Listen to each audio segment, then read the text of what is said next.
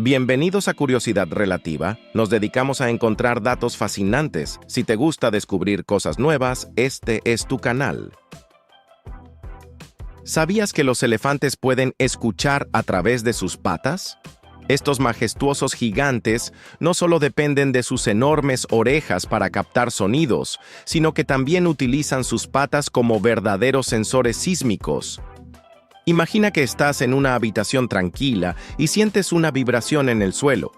Probablemente pensarías que algo pesado se ha caído o que alguien está caminando fuerte en otra habitación. De manera similar, los elefantes perciben vibraciones en el suelo que les brindan información crucial sobre su entorno. Esta habilidad se debe a unas estructuras especializadas llamadas corpúsculos de Pacini, ubicadas en la dermis y las almohadillas digitales de sus pies. Estos mecanorreceptores son expertos en detectar presión y vibraciones, permitiendo a los elefantes leer señales sísmicas del suelo. Por ejemplo, cuando un elefante emite un llamado de baja frecuencia, conocido como infrasonido, este sonido viaja tanto por el aire como por el suelo. Otros elefantes pueden captar estas vibraciones a kilómetros de distancia, interpretarlas y responder en consecuencia. Además de detectar llamadas de sus congéneres, los elefantes pueden identificar vibraciones causadas por actividades humanas. Investigaciones realizadas en Namibia han demostrado que estos animales distinguen entre señales sísmicas naturales y las generadas por humanos, como el ruido de vehículos o maquinaria. Al percibir vibraciones de origen humano, los elefantes suelen mostrar comportamientos de alerta o incluso huir del área, lo que sugiere que interpretan estas señales como potenciales amenazas. Para captar mejor estas vibraciones, los elefantes adoptan posturas específicas. Pueden quedarse inmóviles, inclinándose ligeramente hacia adelante para concentrar el peso en sus patas delanteras o levantar una de ellas, facilitando la detección y localización de la fuente de la vibración. Este comportamiento es comparable a cuando una persona se detiene y agudiza el oído al escuchar un sonido distante, tratando de identificar su origen y naturaleza. La capacidad de escuchar a través de las patas ofrece ventajas significativas. Las vibraciones sísmicas pueden viajar distancias mayores que los sonidos transmitidos por el aire y son menos susceptibles a interferencias ambientales. Esto permite a los elefantes comunicarse eficazmente en vastos territorios, coordinar movimientos de la manada, alertar sobre peligros o incluso sincronizar migraciones basándose en señales sísmicas del entorno, como truenos distantes. Sin embargo, la creciente actividad humana y la contaminación acústica representan desafíos para esta forma de comunicación. Las vibraciones generadas por maquinaria pesada, construcciones y tráfico pueden interferir con las señales naturales que los elefantes utilizan, dificultando su capacidad para detectar y responder a información crucial. Esto subraya la importancia de considerar el impacto de nuestras acciones en la vida silvestre y la necesidad de implementar medidas que minimicen las perturbaciones en sus hábitats. La próxima vez que veas a un elefante, ¿te imaginas todo el mundo de información que está escuchando a través de sus patas?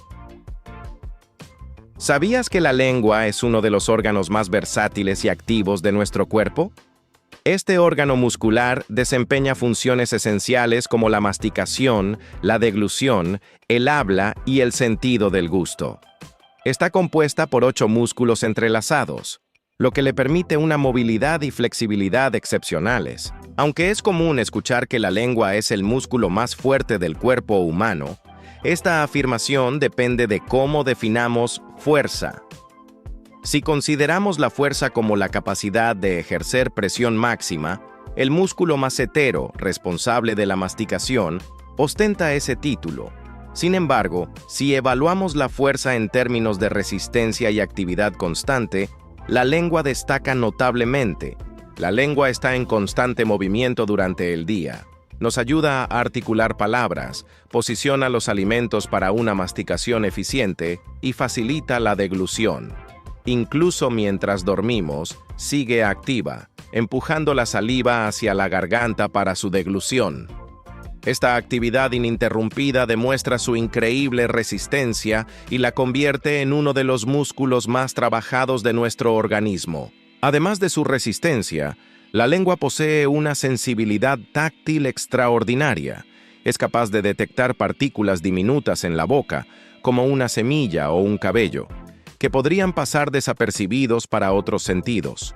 Esta capacidad nos ayuda a identificar y eliminar objetos extraños que podrían ser perjudiciales si se ingieren. La flexibilidad de la lengua es evidente en actividades cotidianas. Por ejemplo, al pronunciar palabras complejas o rápidas, la lengua realiza movimientos precisos y coordinados para producir los sonidos correctos. Asimismo, al degustar una comida, la lengua se mueve para mezclar los alimentos y permitir que las papilas gustativas identifiquen una amplia gama de sabores. Mantener una buena higiene bucal es esencial para preservar la salud y funcionalidad de la lengua. Cepillarla suavemente durante la rutina de limpieza dental ayuda a eliminar bacterias y restos de alimentos, previniendo problemas como el mal aliento y las infecciones orales. Una lengua sana no solo contribuye a una mejor salud bucodental, sino que también mejora nuestra capacidad para saborear y disfrutar los alimentos. La próxima vez que pronuncies una palabra complicada o disfrutes de tu platillo favorito, reflexiona sobre la increíble labor que realiza tu lengua.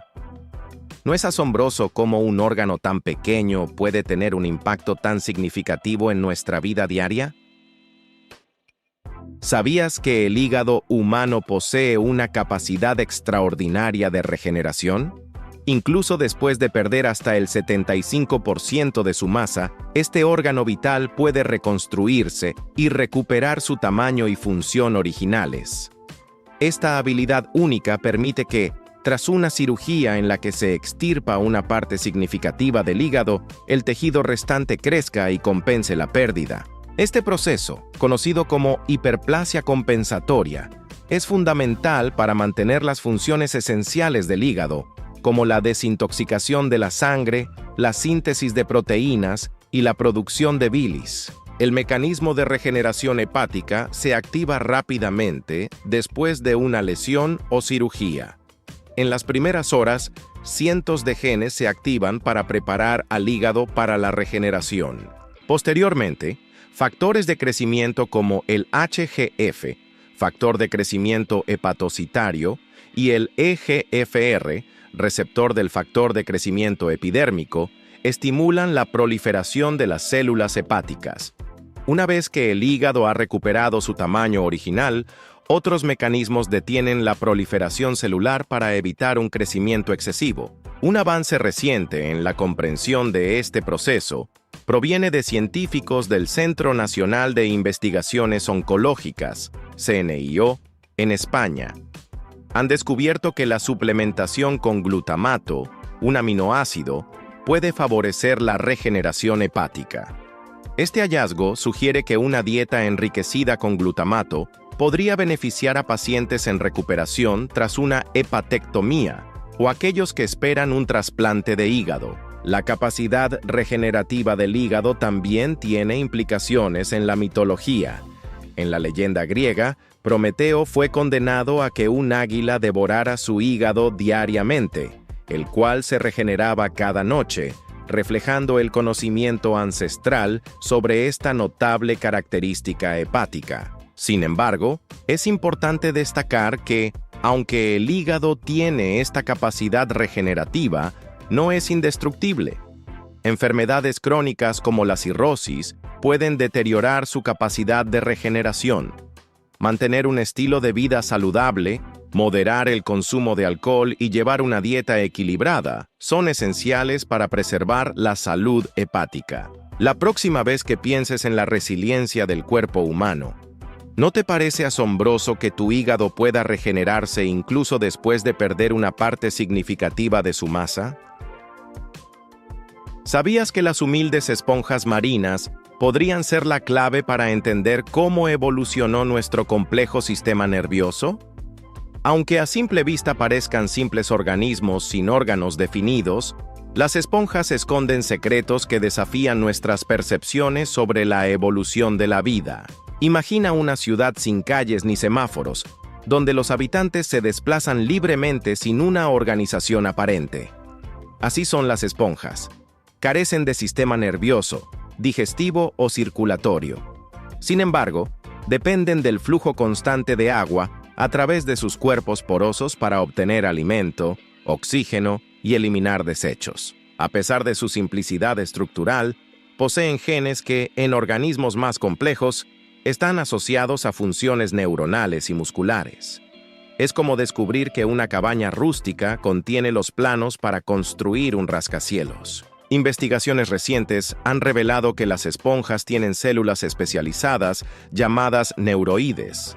Estas células envían prolongaciones que envuelven a las células digestivas, estableciendo una comunicación dirigida. Es comparable a un director de orquesta que, sin tocar un instrumento, coordina a los músicos para crear una sinfonía armoniosa. Esta interacción sugiere que las células neuroides regulan la alimentación y controlan el entorno microbiano de las esponjas, funciones esenciales para su supervivencia. Al analizar el ARN de la esponja de agua dulce Spongylla lacustris, los científicos identificaron 18 tipos distintos de células, incluyendo las neuroides secretoras. Estas células expresan genes cruciales para la comunicación sináptica, similares a los que utilizan nuestras neuronas para transmitir información. Es como encontrar en una bicicleta los componentes básicos que luego se utilizarían para desarrollar un automóvil.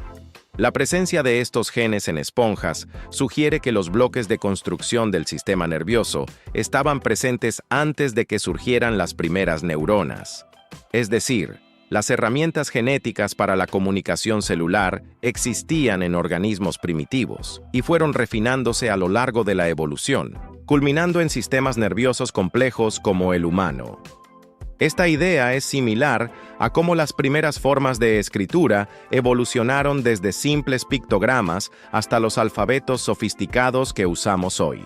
Estos hallazgos posicionan a las esponjas en el centro de la investigación sobre la evolución del sistema nervioso.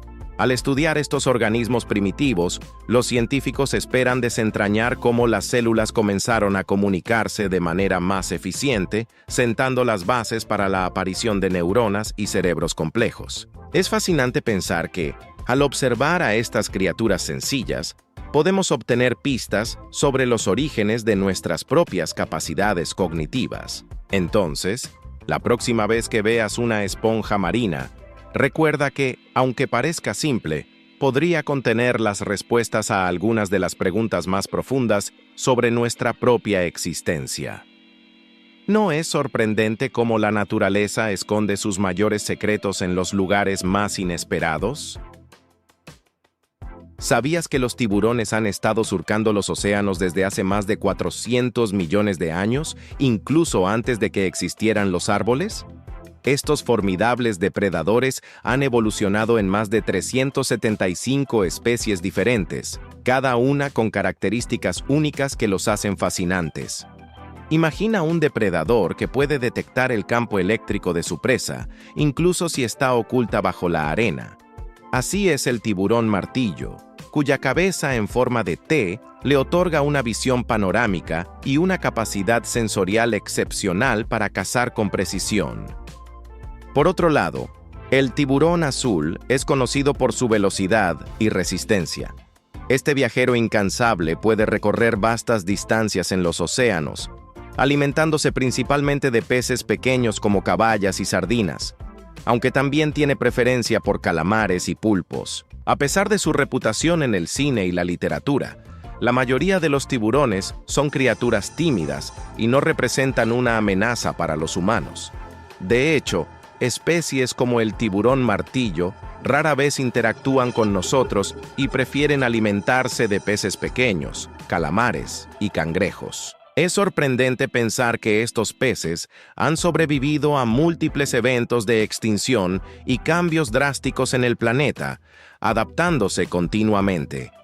Su longevidad en la Tierra es testimonio de su capacidad de adaptación y resiliencia. Sin embargo, a pesar de su fortaleza, los tiburones enfrentan amenazas significativas debido a la sobrepesca y la demanda de sus aletas.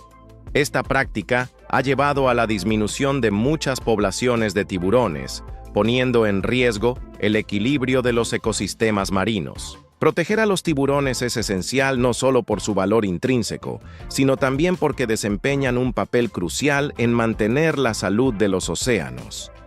Al ser depredadores tope, regulan las poblaciones de otras especies y contribuyen a la estabilidad de los ecosistemas marinos. Entonces, la próxima vez que pienses en tiburones, más allá de su imagen en la cultura popular, reflexiona sobre su importancia ecológica y su impresionante historia evolutiva.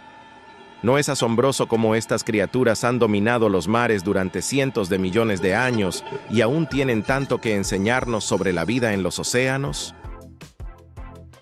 ¿Sabías que existe un pez diminuto capaz de intercambiar roles sexuales con su pareja hasta 20 veces en un solo día?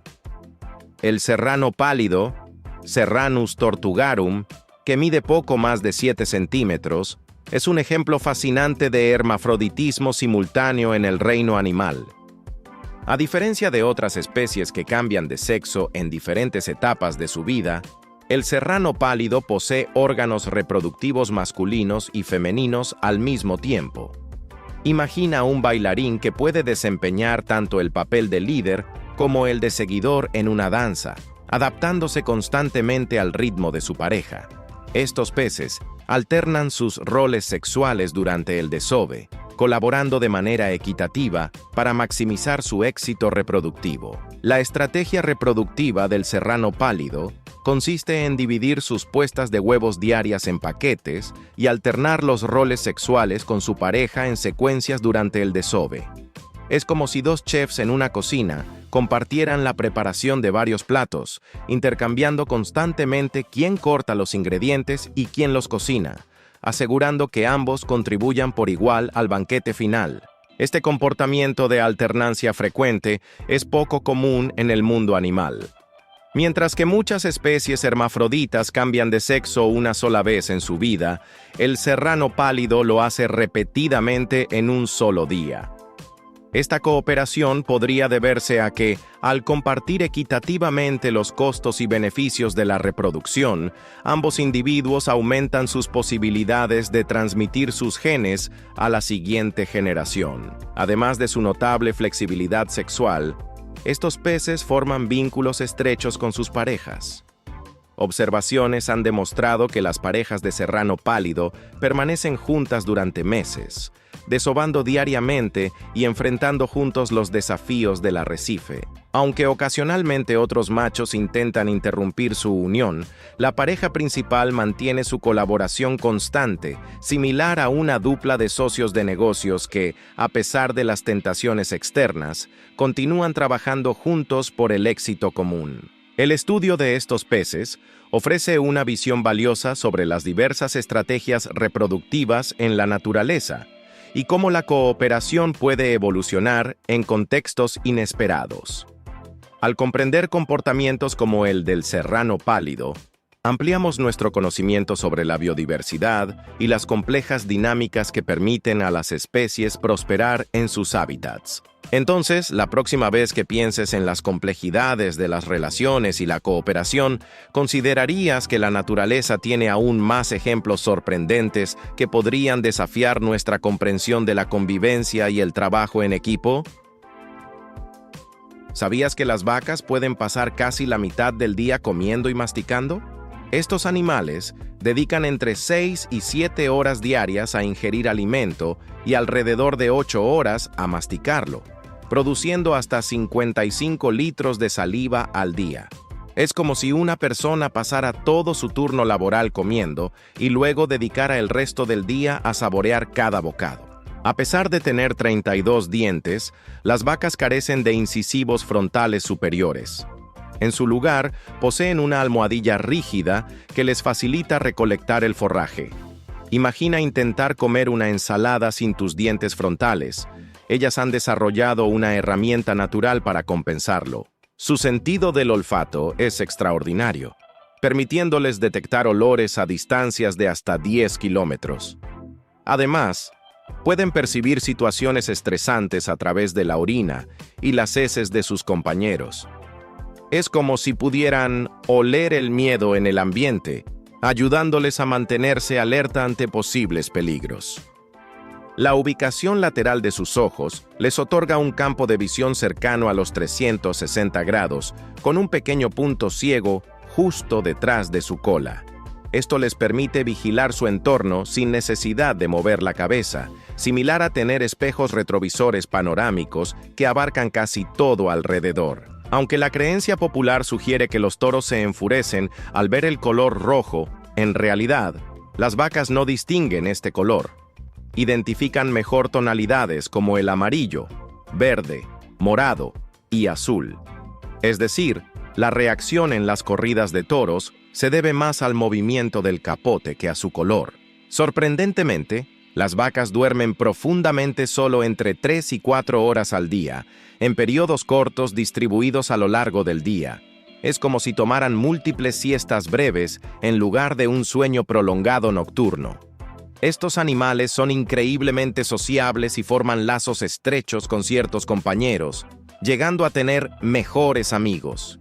Cuando se separan de ellos, su nivel de estrés aumenta, reflejando una dinámica social similar a la de los humanos. En países como India, las vacas son consideradas sagradas y símbolo de fertilidad. Su sacrificio o maltrato está prohibido, y quienes infringen esta norma pueden enfrentar severas consecuencias legales. A nivel mundial, las vacas son responsables de producir aproximadamente el 90% de la leche consumida, que luego se transforma en productos como queso, crema y yogurt. Esto subraya su importancia en la industria alimentaria y en la vida cotidiana de muchas personas. Contrario a la creencia popular, las vacas no tienen 4 estómagos, sino uno dividido en 4 compartimentos: rumen, retículo, omaso y abomaso. Esta estructura especializada les permite digerir eficientemente materiales vegetales difíciles de descomponer. La raza Holstein, reconocible por su característico pelaje blanco con manchas negras, es la más común en el mundo, representando el 90% de la población bovina. Son apreciadas por su alta producción de leche y su distintiva apariencia. Además de ser sociables, las vacas disfrutan de la atención y el cariño humano. Se ha demostrado que las vacas felices producen más leche, lo que sugiere que el bienestar emocional influye directamente en su productividad. Un bovino adulto de aproximadamente 450 kilogramos puede consumir hasta 45 litros de agua al día, dependiendo de factores como la actividad, la dieta y el clima. Esta ingesta es esencial para mantener su salud y funciones corporales. Con alrededor de 25.000 papilas gustativas, las vacas pueden distinguir sabores y detectar plantas potencialmente tóxicas, evitando su consumo. Esta capacidad es crucial para su supervivencia y bienestar. El ganado bovino desempeña un papel fundamental en la economía y la cultura de muchas sociedades. Su crianza y cuidado han evolucionado a lo largo de los siglos, reflejando la relación simbiótica entre humanos y animales. Al comprender mejor sus características y comportamientos, podemos apreciar más profundamente su contribución a nuestra vida cotidiana. Entonces, la próxima vez que veas una vaca pastando tranquilamente en el campo, ¿te detendrás a considerar cuán complejas y sorprendentes son estas compañeras de la humanidad? ¿Sabías que existe un cangrejo capaz de trepar palmeras y abrir cocos con sus poderosas pinzas? Se trata del cangrejo de los cocoteros, Virgus latro, el artrópodo terrestre más grande del mundo. Este impresionante crustáceo puede medir hasta 1 metro de longitud de pata a pata y pesar alrededor de 4 kilogramos, lo que lo hace comparable en tamaño a un gato doméstico. A diferencia de otros cangrejos ermitaños, los cangrejos de los cocoteros adultos no utilizan conchas para proteger su abdomen.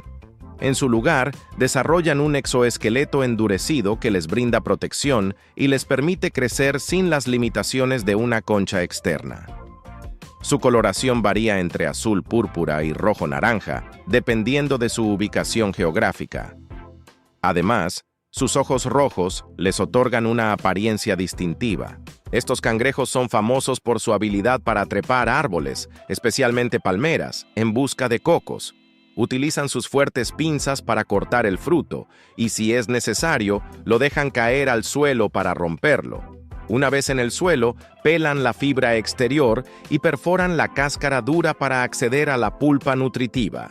Sin embargo, su dieta no se limita a cocos. También consumen frutas, hojas, huevos de tortuga y carroña, lo que los convierte en omnívoros oportunistas. A pesar de ser criaturas terrestres, los cangrejos de los cocoteros mantienen una relación vital con el mar.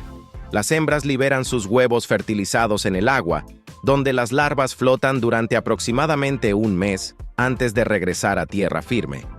Curiosamente, aunque necesitan el océano para su reproducción, los adultos pueden ahogarse si permanecen sumergidos por más de una hora. Durante el día, estos cangrejos se refugian en madrigueras excavadas en la arena o en grietas rocosas para protegerse del calor y de los depredadores.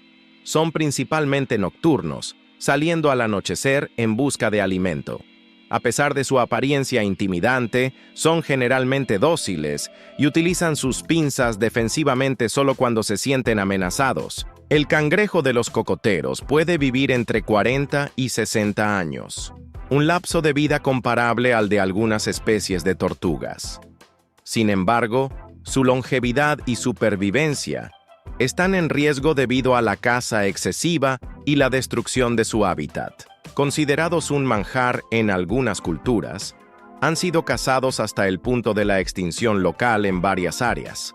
Además, la urbanización y el desarrollo turístico en las zonas costeras han reducido significativamente sus hábitats naturales. Según la Unión Internacional para la Conservación de la Naturaleza, UICN, el cangrejo de los cocoteros está clasificado como una especie con datos insuficientes, DD, lo que indica la necesidad de más estudios para determinar su estado de conservación y las medidas necesarias para su protección.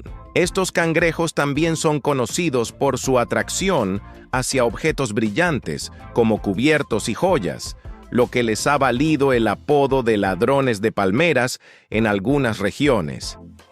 Esta peculiaridad añade una faceta intrigante a su ya fascinante comportamiento. Entonces, la próxima vez que disfrutes de un coco, imaginarás a este formidable cangrejo trabajando arduamente para obtener su preciado manjar.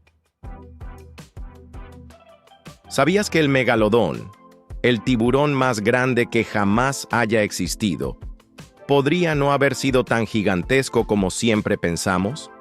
Durante años, se estimó que este coloso marino alcanzaba longitudes de hasta 20 metros.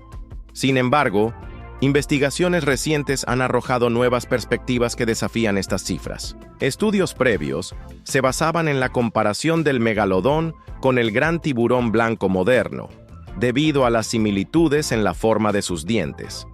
Esta comparación llevó a la suposición de que el megalodón tenía una constitución similar, pero a mayor escala. Sin embargo, un estudio más reciente propone que el megalodón tenía un cuerpo más esbelto y alargado, diferente al robusto cuerpo del tiburón blanco.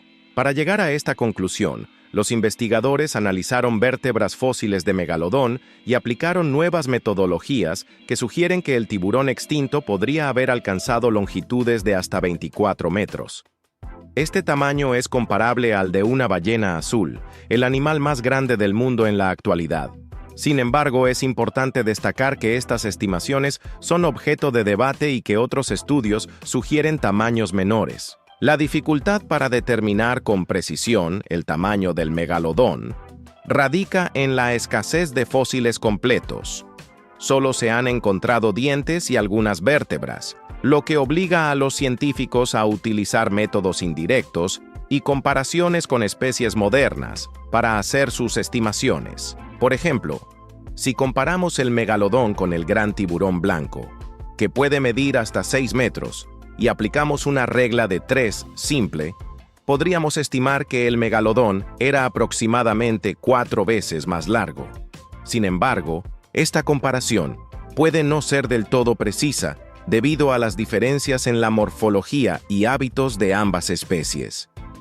Además, estudios recientes han sugerido que el megalodón podría haber sido un depredador de sangre caliente similar al gran tiburón blanco. Esta característica le habría permitido ser más activo y eficiente en la caza. Sin embargo, esta ventaja también podría haber sido su perdición, ya que requeriría una gran cantidad de energía y alimento. Cuando los recursos comenzaron a escasear, el megalodón pudo haber tenido dificultades para satisfacer sus necesidades energéticas, contribuyendo a su eventual extinción. Entonces, ¿te imaginas cómo habría sido encontrarse cara a cara con un tiburón de tales proporciones? ¿O cómo su posible metabolismo de sangre caliente podría haber influido en su comportamiento y supervivencia en los océanos prehistóricos? ¿Sabías que en el antiguo Egipto, una mujer se hizo pasar por hombre para gobernar como faraón durante más de 2 décadas? Hatshepsut, hija del faraón Tutmosis I y la reina Ahmos, nació alrededor del año 1508 a.C. Su nombre significa la primera entre las nobles mujeres, reflejando su posición privilegiada desde el nacimiento. Se casó con su medio hermano, Tutmosis II, quien ascendió al trono tras la muerte de su padre. Sin embargo, cuando Tutmosis II murió, dejando solo una hija como descendencia, Hatshepsut se convirtió en regente en nombre de su hijastro, Tutmosis III, quien era demasiado joven para gobernar. Con el tiempo, Hatshepsut asumió más poderes hasta autoproclamarse faraón, adoptando todos los símbolos y prerrogativas masculinas del cargo. Esta transición fue crucial, ya que necesitaba legitimar su autoridad en una sociedad dominada por hombres. Durante su reinado, Hatshepsut demostró ser una líder astuta y visionaria. Su política se centró tanto en la expansión económica como en la estabilidad política. Una de sus campañas más famosas fue la expedición a Punt, una región rica en recursos en la costa del Mar Rojo. Esta expedición no solo proporcionó grandes riquezas a Egipto, sino que también consolidó las relaciones comerciales y políticas con otras regiones. Hatshepsut implementó varias medidas estratégicas para consolidar su poder en un contexto sociocultural predominantemente masculino. Utilizó el culto a Amón para afirmar su origen divino, presentándose como hija del dios y justificando su derecho al trono. Además, se rodeó de altos funcionarios leales que apoyaron su gobierno y ayudaron a ejecutar sus ambiciosos proyectos. Uno de sus logros más destacados fue la construcción de su templo funerario en Deir el-Bahri, considerado uno de los más grandes logros arquitectónicos del antiguo Egipto. Este templo, con su diseño innovador y su ubicación impresionante, refleja la grandeza de su reinado.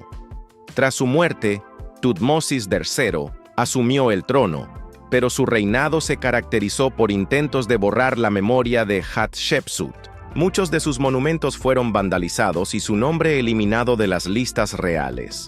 Sin embargo, siglos después, arqueólogos como Howard Carter descubrieron su tumba y desentrañaron su historia, restaurando su lugar en la historia egipcia.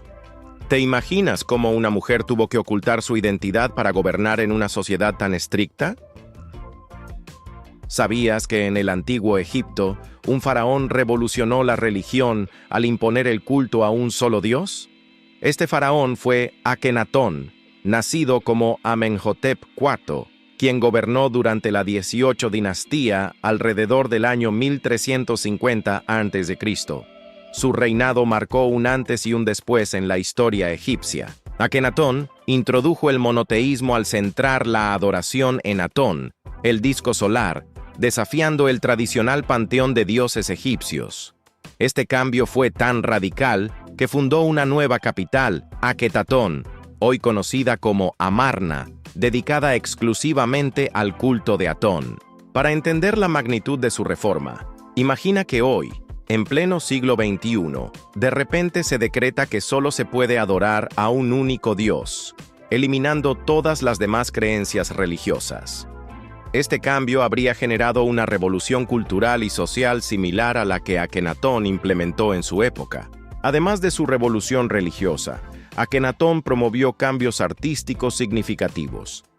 A diferencia de las representaciones idealizadas de los faraones anteriores, el arte de Amarna mostraba figuras más realistas y naturales, reflejando las características físicas de la familia real. Por ejemplo, se cree que Akenatón pudo haber sufrido del síndrome de Marfan, una afección que afecta al tejido conectivo y que podría explicar su representación artística con cuello largo, rostro alargado y otras características distintivas. Sin embargo, tras su muerte, el antiguo orden religioso fue restaurado.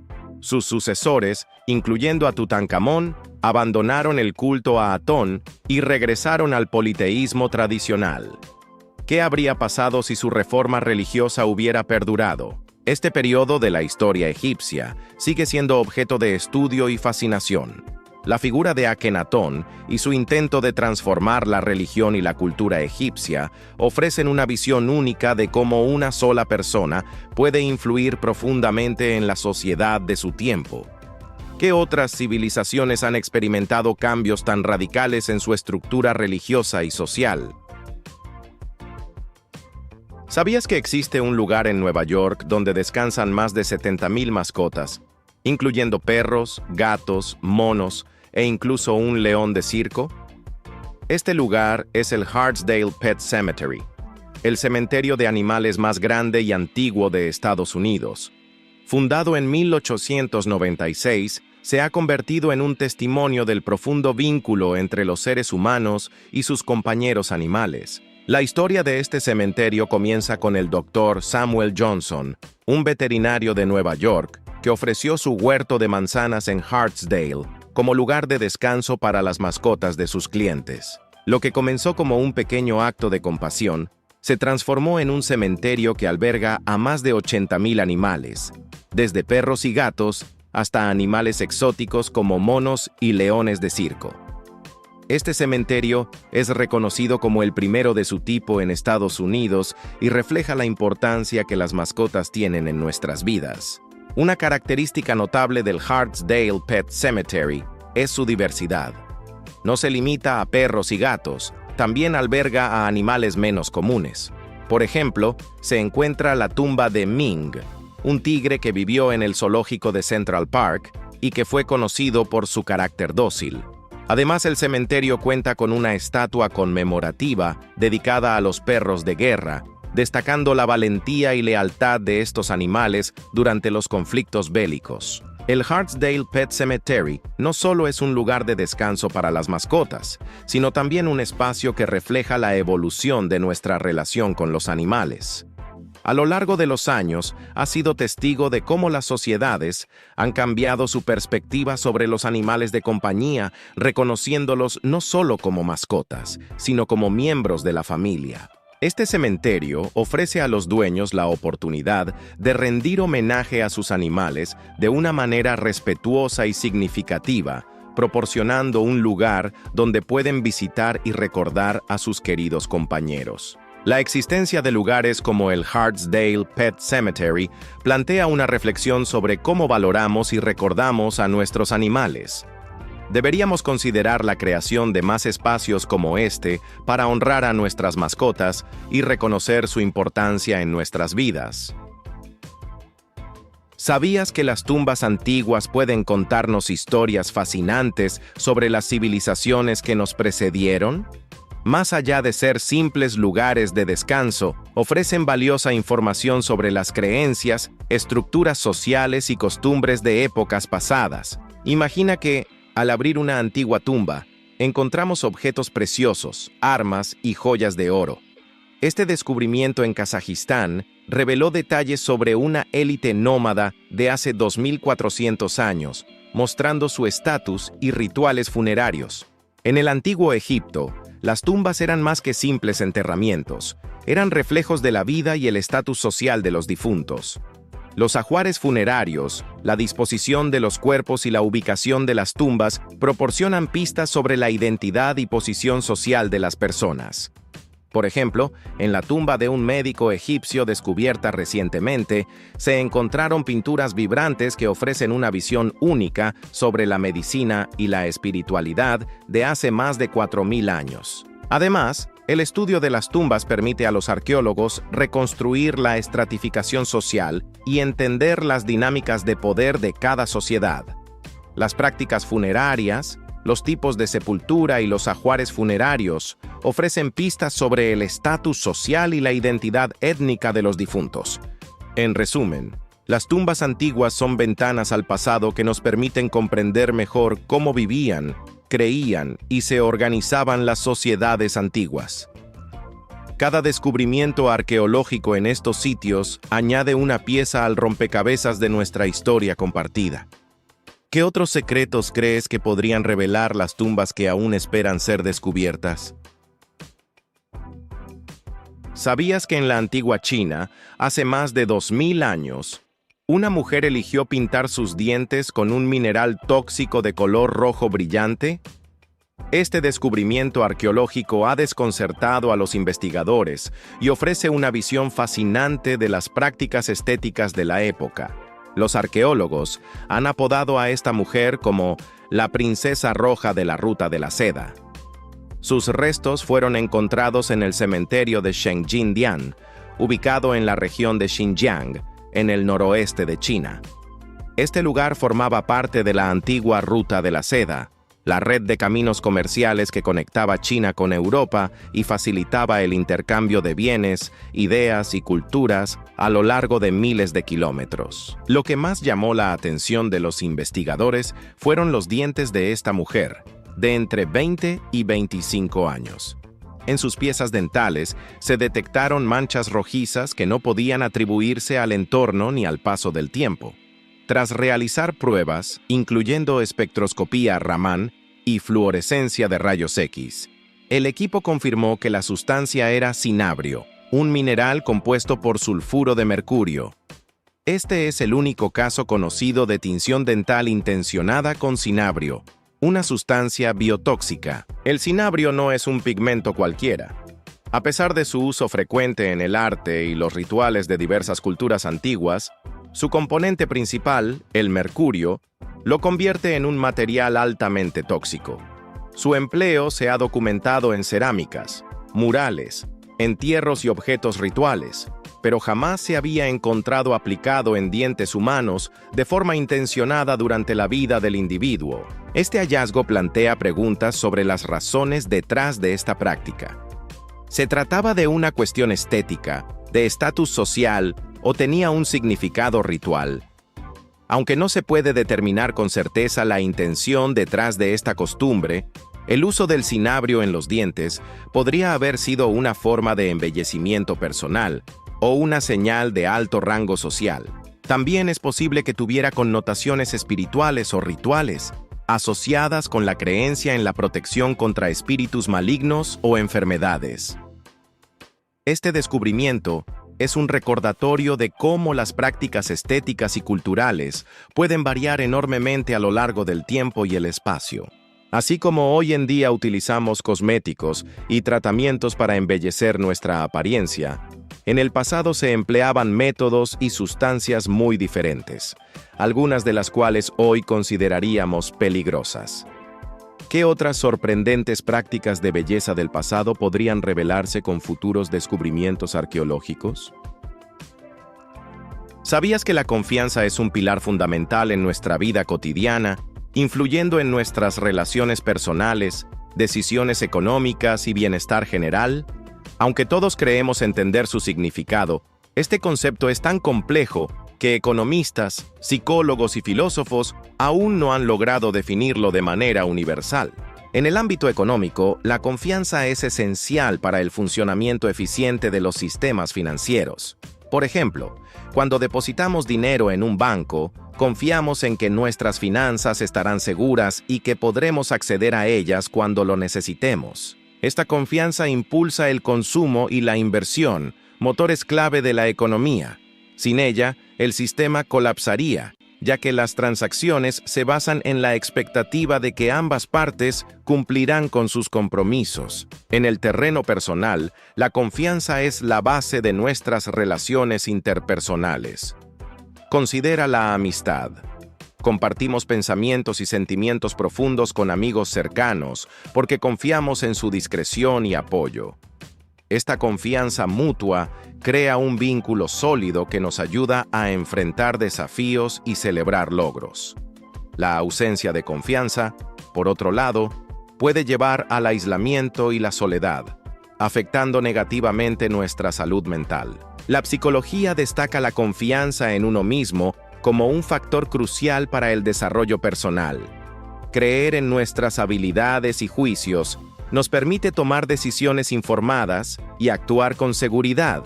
Sin embargo, es importante equilibrar esta autoconfianza para evitar caer en el efecto Dunning-Kruger, donde individuos con poco conocimiento sobreestiman su comprensión de un tema. Reconocer nuestras limitaciones es tan vital como reconocer nuestras fortalezas.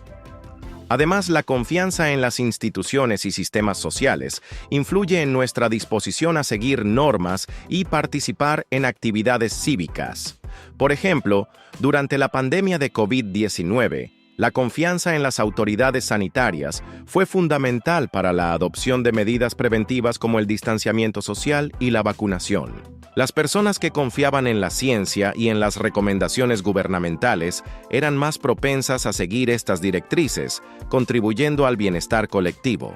La filosofía aborda la confianza desde una perspectiva más abstracta, cuestionando su naturaleza y origen. ¿Es innata o se desarrolla con la experiencia? ¿Es una elección racional o una necesidad emocional?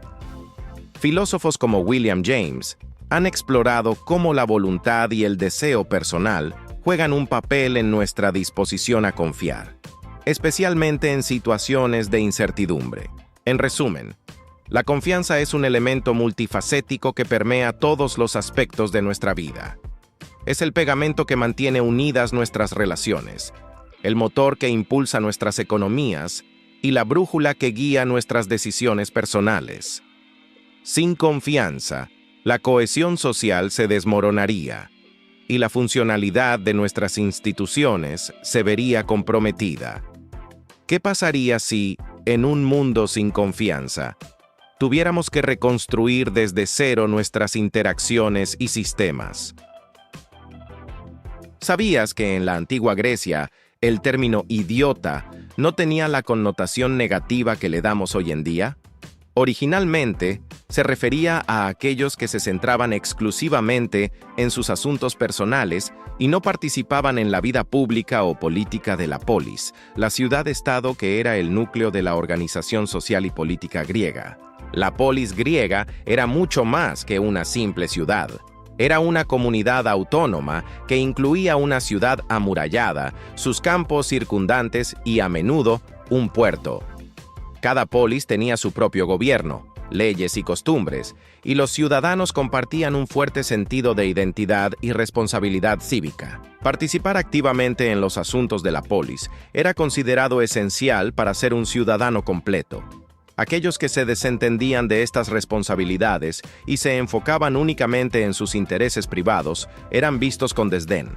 De hecho, el término idiota proviene del griego idiotes, que designaba a alguien que no ocupaba un cargo público y no se involucraba en la vida cívica. Este concepto refleja una visión profundamente comunitaria de la existencia humana.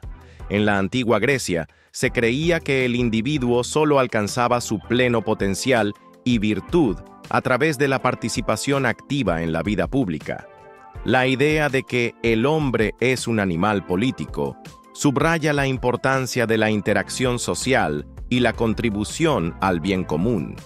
Hoy en día, aunque vivimos en sociedades muy diferentes, la esencia de este concepto puede verse reflejada en la importancia de la participación ciudadana.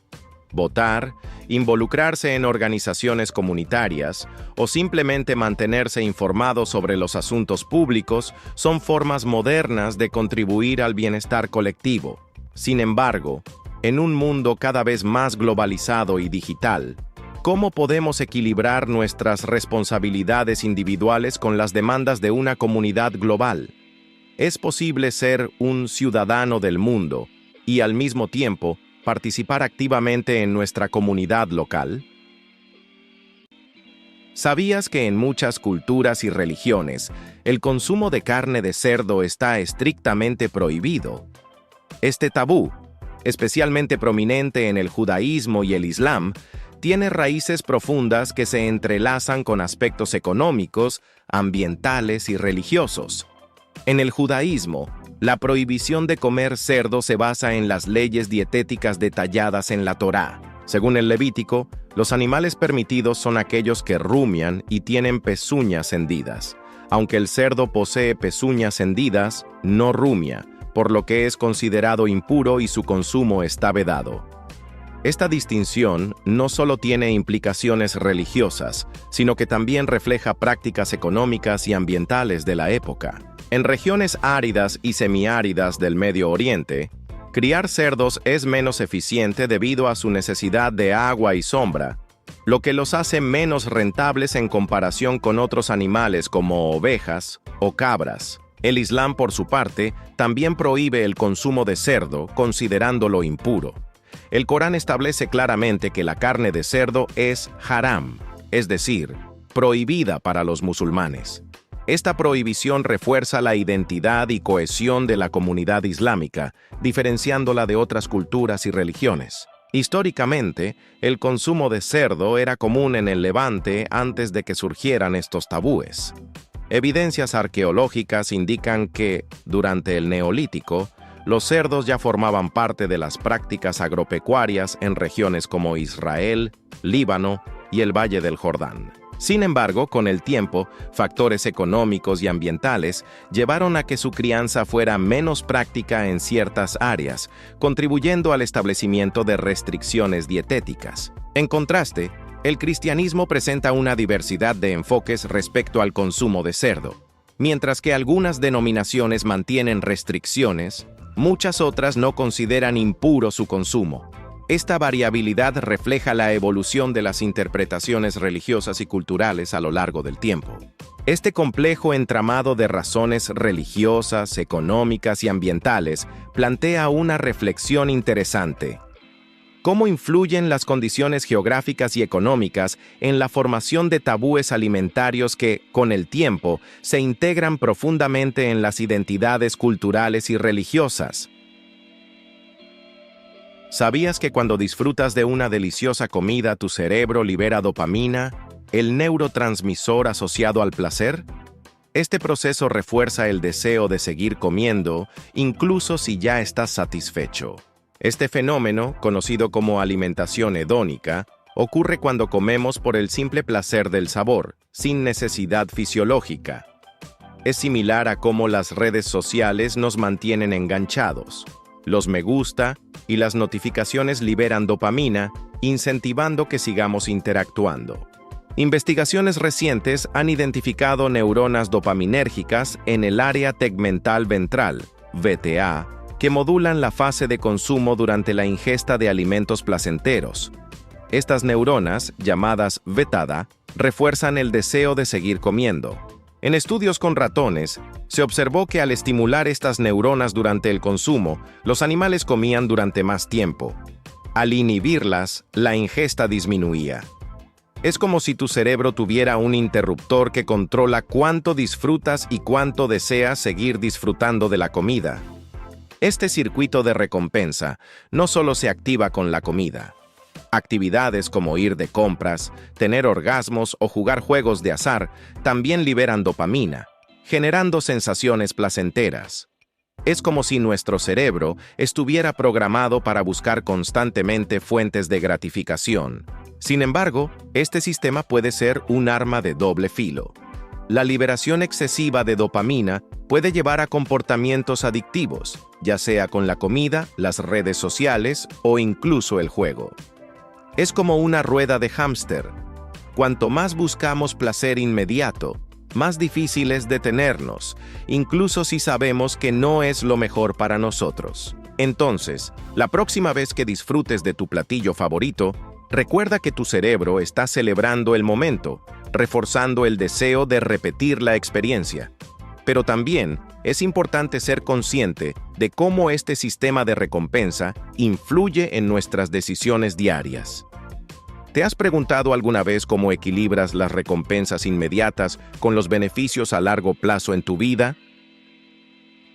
¿Sabías que la pereza, a menudo vista como un defecto, puede tener aspectos positivos y estar relacionada con la inteligencia? Aunque en el siglo VI, el Papa Gregorio Magno incluyó la pereza en la lista de los 7 pecados capitales. Considerándola una falta de esfuerzo en las tareas, la ciencia moderna ofrece una perspectiva diferente.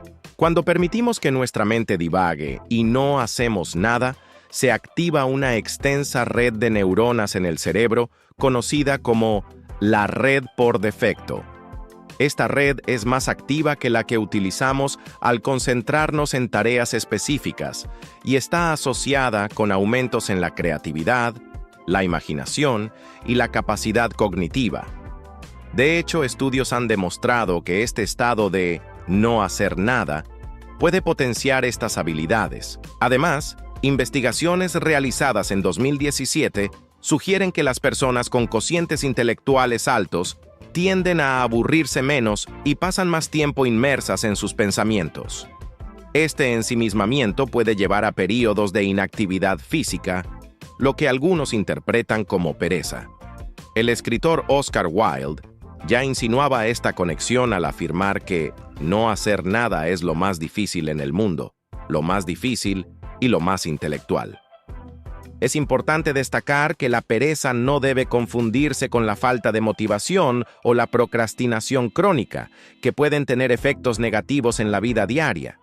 Sin embargo, reconocer que momentos de inactividad pueden ser beneficiosos para la salud mental y la creatividad invita a reflexionar sobre cómo equilibramos nuestras actividades diarias. Entonces, la próxima vez que te encuentres descansando o dejando que tu mente divague, ¿podrías estar en realidad potenciando tu creatividad y bienestar?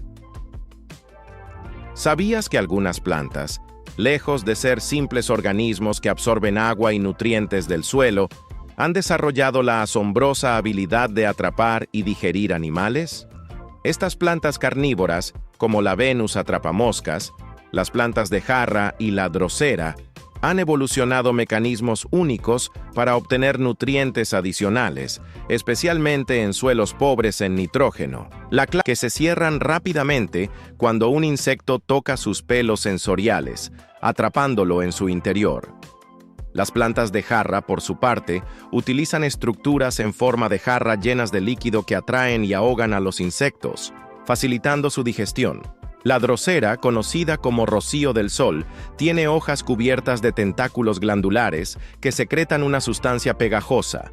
Al enrollarse, estas hojas atrapan y digieren a los insectos que caen en ellas. Estos mecanismos de captura y digestión no son meras curiosidades evolutivas. Representan soluciones eficientes a las limitaciones nutricionales del entorno en el que estas plantas se desarrollan. Al obtener nutrientes adicionales de sus presas, pueden sobrevivir y prosperar en hábitats donde otras plantas podrían no hacerlo. La evolución de las plantas carnívoras es un testimonio de la adaptabilidad y creatividad de la naturaleza. Estas plantas han transformado estructuras simples en complejas trampas biológicas, demostrando que la necesidad impulsa la innovación. Al igual que los animales han desarrollado diversas estrategias para cazar y alimentarse, las plantas han encontrado su propio camino para asegurar su supervivencia en un mundo competitivo. Entonces, la próxima vez que observes una planta carnívora, te sorprenderá menos su capacidad para atrapar presas, sabiendo que esta habilidad es el resultado de millones de años de adaptación y evolución. ¿Sabías que un estudiante universitario llevó a cabo un experimento inusual al usar el mismo par de jeans sin lavarlos durante 15 meses?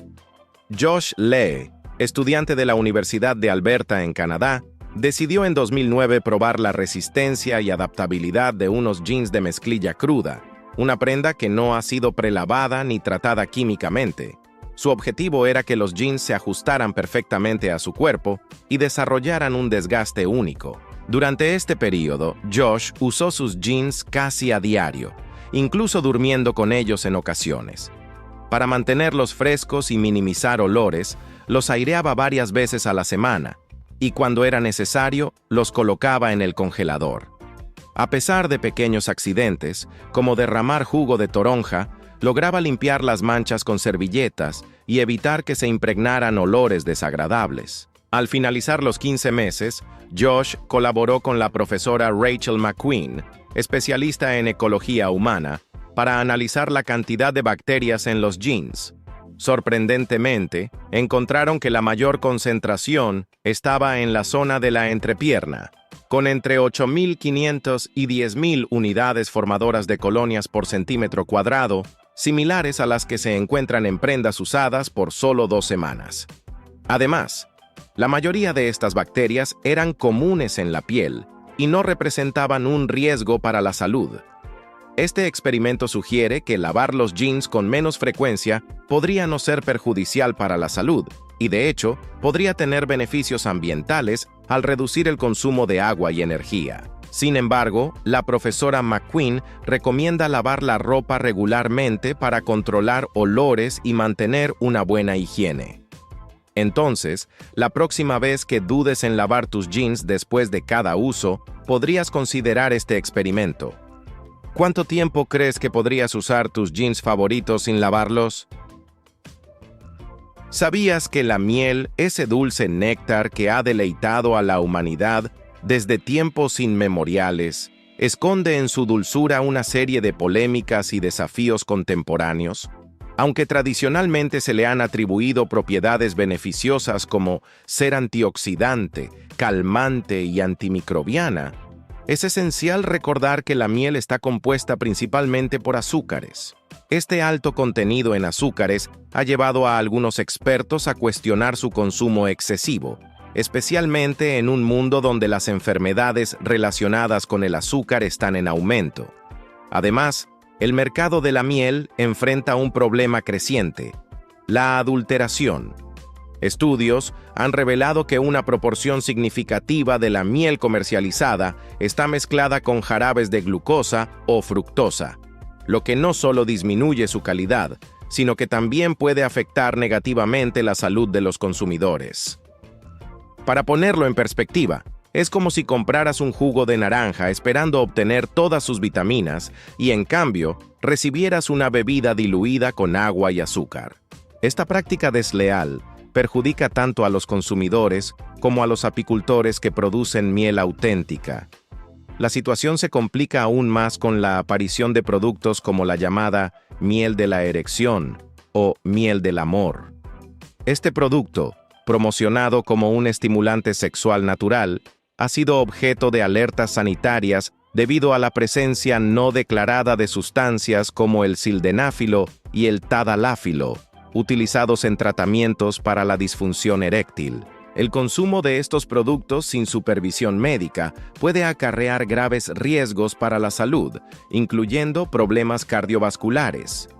Es comparable a comprar un suplemento vitamínico y descubrir que contiene medicamentos recetados sin tu conocimiento. Por otro lado, la producción de miel enfrenta amenazas ambientales significativas. En regiones como Yucatán, México, la introducción de cultivos de soja transgénica ha puesto en peligro la pureza de la miel local.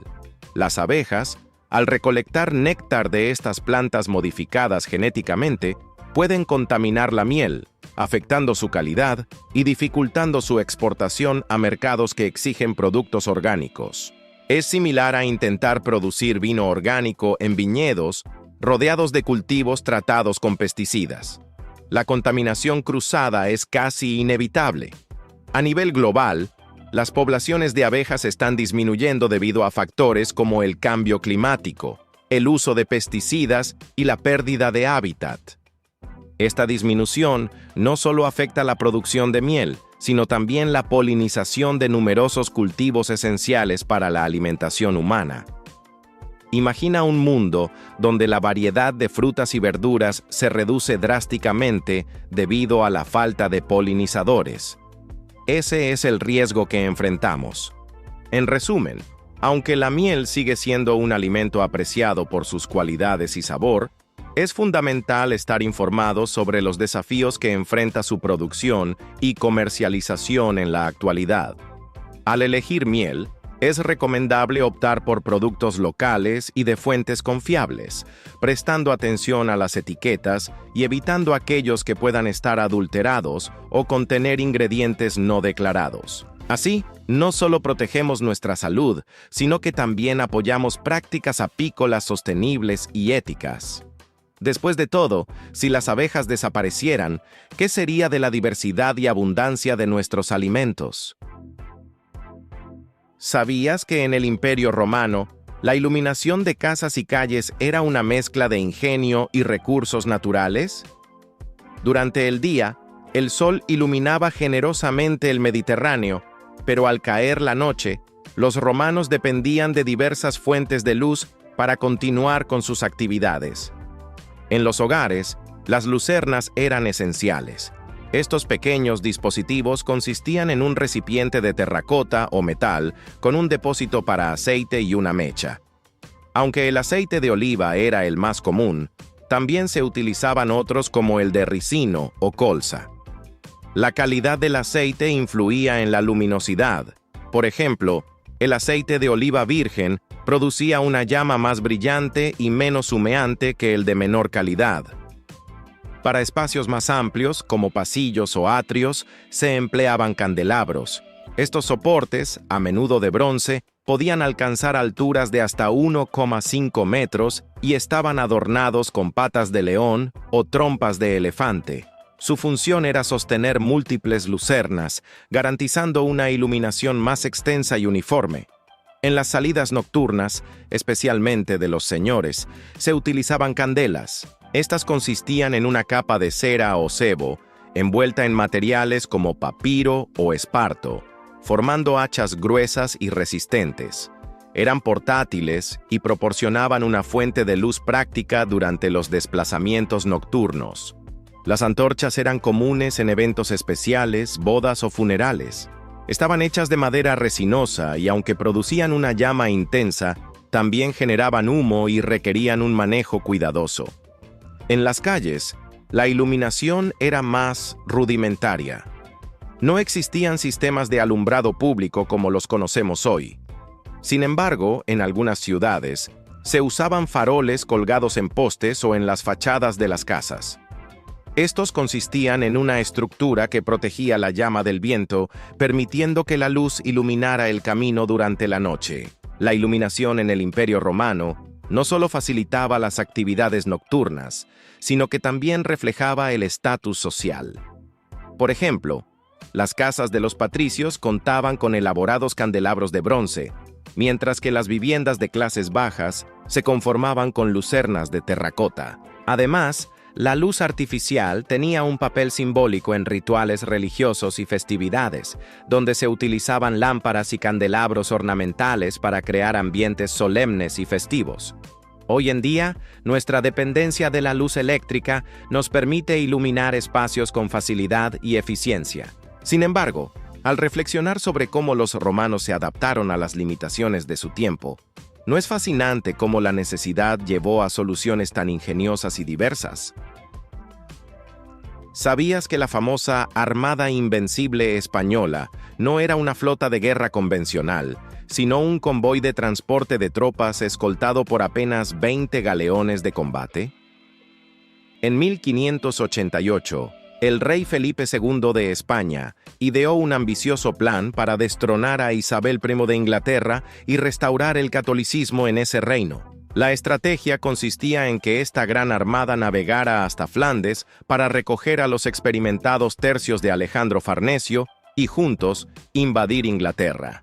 Sin embargo, la empresa estuvo plagada de contratiempos desde el inicio. Inicialmente, el mando de la expedición recaía en el veterano marino Álvaro de Bazán, pero su muerte repentina llevó al nombramiento del duque de Medina Sidonia, Alonso Pérez de Guzmán, un noble sin experiencia naval que, para colmo, se mareaba en el mar. A pesar de sus propias reservas y falta de pericia, Medina Sidonia asumió la responsabilidad, confiando en el apoyo de marinos experimentados como Diego Flores de Valdés. La flota zarpó de Lisboa el 28 de mayo de 1588, pero las inclemencias del tiempo y la diversidad de embarcaciones ralentizaron su avance. Mientras tanto, la Armada inglesa, comandada por figuras como Sir Francis Drake y el almirante Charles Howard, aprovechó su conocimiento del Canal de la Mancha y la agilidad de sus naves para hostigar constantemente a la flota española. Una de las tácticas más desmoralizadoras empleadas por los ingleses fue el uso de brulotes, barcos incendiarios lanzados contra la Armada española mientras estaba anclada en Calais. Esta estratagema provocó el caos en las filas españolas, obligándolas a dispersarse y rompiendo su formación defensiva. A pesar de su superioridad numérica y la valentía de sus soldados, la Armada española no logró concretar su plan de invasión. Las adversas condiciones meteorológicas, sumadas a la constante presión de la flota inglesa y la falta de coordinación con las fuerzas de Farnesio en Flandes, resultaron en una retirada desordenada. De los 137 barcos que partieron, solo 87 regresaron a España, muchos de ellos gravemente dañados. Este episodio tuvo profundas repercusiones en la percepción del poderío naval español y elevó la moral inglesa, que lo interpretó como una señal de favor divino. Sin embargo, es esencial entender que, aunque la Armada Invencible no logró su objetivo, España continuó siendo una potencia dominante en Europa durante décadas posteriores. ¿Qué lecciones crees que las potencias actuales pueden aprender de este histórico enfrentamiento naval? ¿Sabías que los mamíferos marinos, como ballenas, delfines y focas, no necesitan beber agua salada para mantenerse hidratados? A diferencia de los humanos, que dependemos de fuentes de agua dulce, estos animales han desarrollado estrategias sorprendentes para obtener el agua que necesitan en el vasto océano. La principal fuente de hidratación para muchos mamíferos marinos proviene de su alimentación. Por ejemplo, las ballenas y delfines consumen peces y calamares que contienen una cantidad significativa de agua. Al digerir estos alimentos, sus cuerpos extraen el agua necesaria para sobrevivir. Además, durante el metabolismo de las grasas y proteínas de sus presas, se produce agua metabólica como subproducto, contribuyendo aún más a su hidratación. Algunos mamíferos marinos, como las nutrias marinas, sí ingieren agua salada. Sin embargo, sus riñones están especialmente adaptados para filtrar el exceso de sal y excretarlo a través de la orina, permitiéndoles aprovechar el agua del mar sin deshidratarse. Las focas y leones marinos también han sido observados bebiendo agua de mar ocasionalmente. Al igual que las nutrias, poseen riñones eficientes que les permiten manejar el exceso de sal. Sin embargo, obtienen la mayor parte de su hidratación de las presas que consumen, especialmente cuando su dieta incluye peces con alto contenido de agua. Los manatíes, por otro lado, prefieren fuentes de agua dulce y buscan activamente ríos y áreas donde el agua dulce se mezcla con el mar para beber. En ausencia de estas fuentes, recurren a plantas acuáticas con alto contenido de agua para satisfacer sus necesidades hídricas. Es fascinante cómo cada especie ha desarrollado adaptaciones únicas para sobrevivir en ambientes marinos.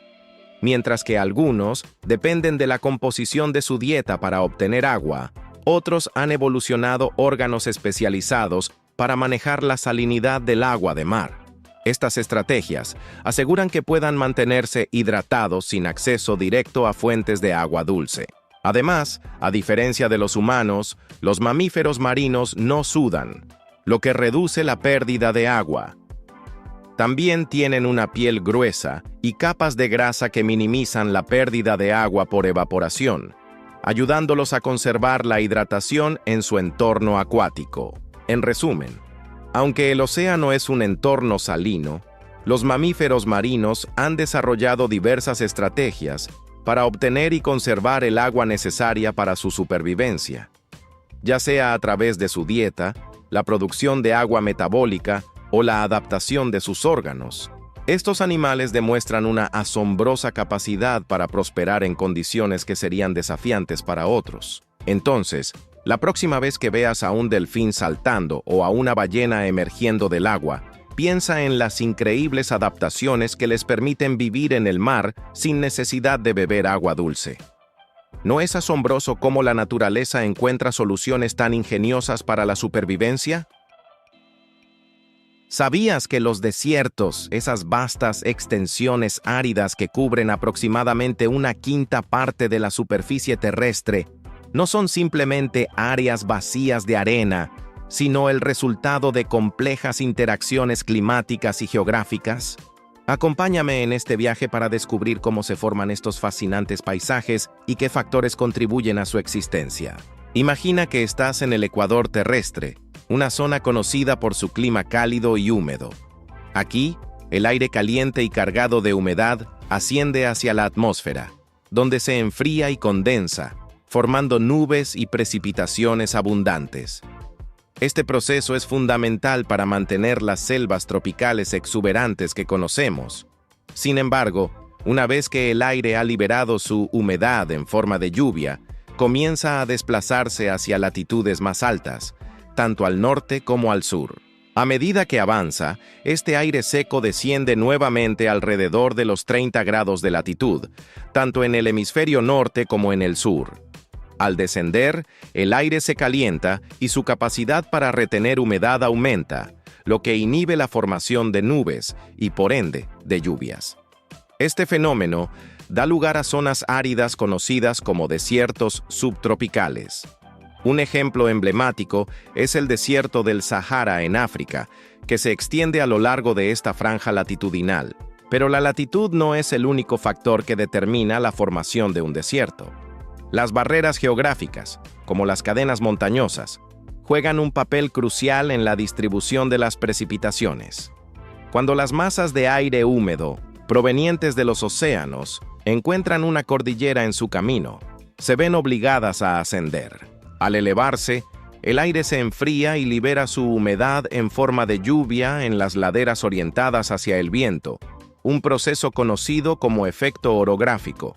Una vez que el aire ha descargado su contenido de humedad, desciende por el otro lado de la montaña, ahora seco y cálido, creando condiciones áridas en las regiones conocidas como sombra de lluvia. Este fenómeno es responsable de la existencia de desiertos como el de Atacama en Chile, considerado uno de los más secos del mundo. Además, las corrientes oceánicas frías pueden influir en la formación de desiertos costeros.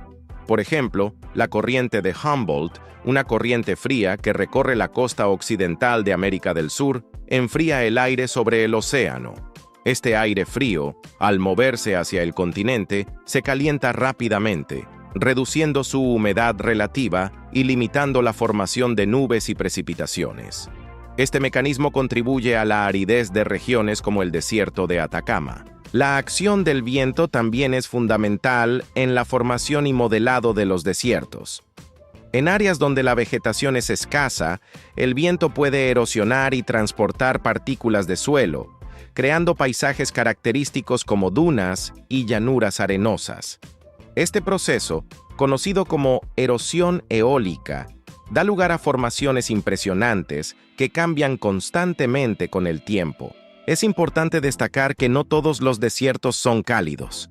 Existen desiertos fríos, como el desierto de Gobi en Asia, donde las temperaturas pueden ser extremas tanto en verano como en invierno, pero la característica común es la escasez de precipitaciones. Además de los factores naturales, la actividad humana también puede contribuir a la expansión de áreas desérticas. La deforestación, el pastoreo excesivo y las prácticas agrícolas inadecuadas pueden degradar la tierra, reduciendo su capacidad para retener agua y sostener vegetación, un proceso conocido como desertificación. Este fenómeno es preocupante, ya que transforma tierras fértiles en áreas áridas, afectando la biodiversidad y la capacidad de las comunidades para subsistir. Entonces, La próxima vez que observes un desierto, ya sea en fotografías o en persona, reflexiona sobre las múltiples fuerzas que han esculpido esos paisajes áridos y fascinantes. ¿Cómo crees que el cambio climático y las actividades humanas actuales influirán en la expansión o contracción de estos ecosistemas en el futuro? ¿Sabías que, en promedio, parpadeamos entre 15 y 20 veces por minuto? Aunque pueda parecer un simple reflejo, el parpadeo cumple funciones esenciales para la salud y el funcionamiento de nuestros ojos. Pero, ¿qué sucedería si intentáramos mantener los ojos abiertos sin parpadear durante un período prolongado? El parpadeo es fundamental para mantener nuestros ojos lubricados y protegidos. Cada vez que parpadeamos, una fina capa de lágrimas se distribuye sobre la superficie ocular, manteniéndola húmeda y eliminando partículas de polvo y otros residuos. Además, este acto reflejo protege nuestros ojos de luces intensas y posibles irritantes. Intentar no parpadear durante un tiempo prolongado puede ser más difícil de lo que parece. Aunque algunas personas pueden mantener los ojos abiertos sin parpadear durante más de un minuto, la mayoría comienza a sentir molestias después de unos 10 segundos. Estas molestias incluyen sequedad, irritación y una sensación de ardor en los ojos. Si continuamos evitando el parpadeo, la situación empeora. Después de aproximadamente 2 minutos, la falta de humedad puede provocar una acumulación peligrosa de bacterias en la superficie ocular. Las lágrimas no solo hidratan, sino que también contienen enzimas que combaten infecciones. Sin el parpadeo regular, los ojos se vuelven más susceptibles a infecciones y otros problemas. Además de mantener la salud ocular, el parpadeo tiene un papel en el procesamiento visual. Investigaciones recientes sugieren que al parpadear, el cerebro aprovecha esos breves momentos para procesar la información visual y ayudarnos a comprender mejor nuestro entorno. En resumen, aunque es posible mantener los ojos abiertos sin parpadear durante cortos periodos, hacerlo durante mucho tiempo no es recomendable y puede tener consecuencias negativas para la salud ocular. La próxima vez que intentes un concurso de miradas o te preguntes sobre la importancia del parpadeo, recuerda todas las funciones vitales que este simple acto cumple. ¿Te has dado cuenta de lo esencial que es el parpadeo en tu vida diaria y cómo contribuye a tu bienestar visual? ¿Sabías que, a pesar de su nombre, el Mar Muerto alberga formas de vida en sus aguas extremadamente salinas? Este lago, situado entre Israel, Cisjordania y Jordania, es famoso por su alta concentración de sal, que impide la supervivencia de peces y plantas acuáticas. Sin embargo, ciertos microorganismos han desarrollado adaptaciones sorprendentes para prosperar en este entorno hostil. El Mar Muerto tiene una salinidad aproximada del 34%, casi 10 veces superior a la de los océanos. Esta elevada concentración de sal crea un ambiente donde la mayoría de las formas de vida no pueden sobrevivir. No obstante, microorganismos conocidos como halófilos, que literalmente significa amantes de la sal, han evolucionado para resistir y prosperar en estas condiciones extremas. Entre ellos se encuentran ciertas bacterias y arqueas que no solo toleran la salinidad, sino que dependen de ella para su metabolismo y reproducción. Un ejemplo notable es el de las arqueas halófilas, organismos unicelulares que utilizan pigmentos como la bacteriorhodopsina para captar luz y producir energía, otorgando al agua tonalidades rojizas o púrpuras en algunas áreas del Mar Muerto. Estos microorganismos han desarrollado mecanismos para equilibrar la presión osmótica, acumulando solutos internos que les permiten retener agua dentro de sus células y evitar la deshidratación en un ambiente tan salino. Además de estas formas de vida microscópicas, se han descubierto manantiales de agua dulce en el lecho del Mar Muerto que albergan comunidades microbianas únicas. Investigadores alemanes e israelíes identificaron estas fuentes subacuáticas y las formas de vida asociadas, desafiando la percepción de que el Mar Muerto es completamente inhóspito. Es importante destacar que, aunque el Mar Muerto no alberga peces ni plantas acuáticas debido a su extrema salinidad, sus lodos y aguas son ricos en minerales y han sido utilizados durante siglos con fines terapéuticos y cosméticos. La flotabilidad excepcional que ofrece su alta densidad salina también lo convierte en un destino turístico popular, donde los visitantes pueden flotar sin esfuerzo en sus aguas. Sin embargo, el Mar Muerto enfrenta desafíos ambientales significativos. La disminución del caudal del río Jordán y la extracción de minerales han contribuido a la reducción de sus niveles de agua, afectando el equilibrio ecológico y la concentración de sal. Estos cambios pueden influir en las comunidades microbianas que habitan en él y en las propiedades únicas que hacen del Mar Muerto un ecosistema singular. La existencia de vida en el Mar Muerto nos recuerda la increíble capacidad de adaptación de los organismos a condiciones extremas y cómo la vida puede florecer en los lugares más inesperados.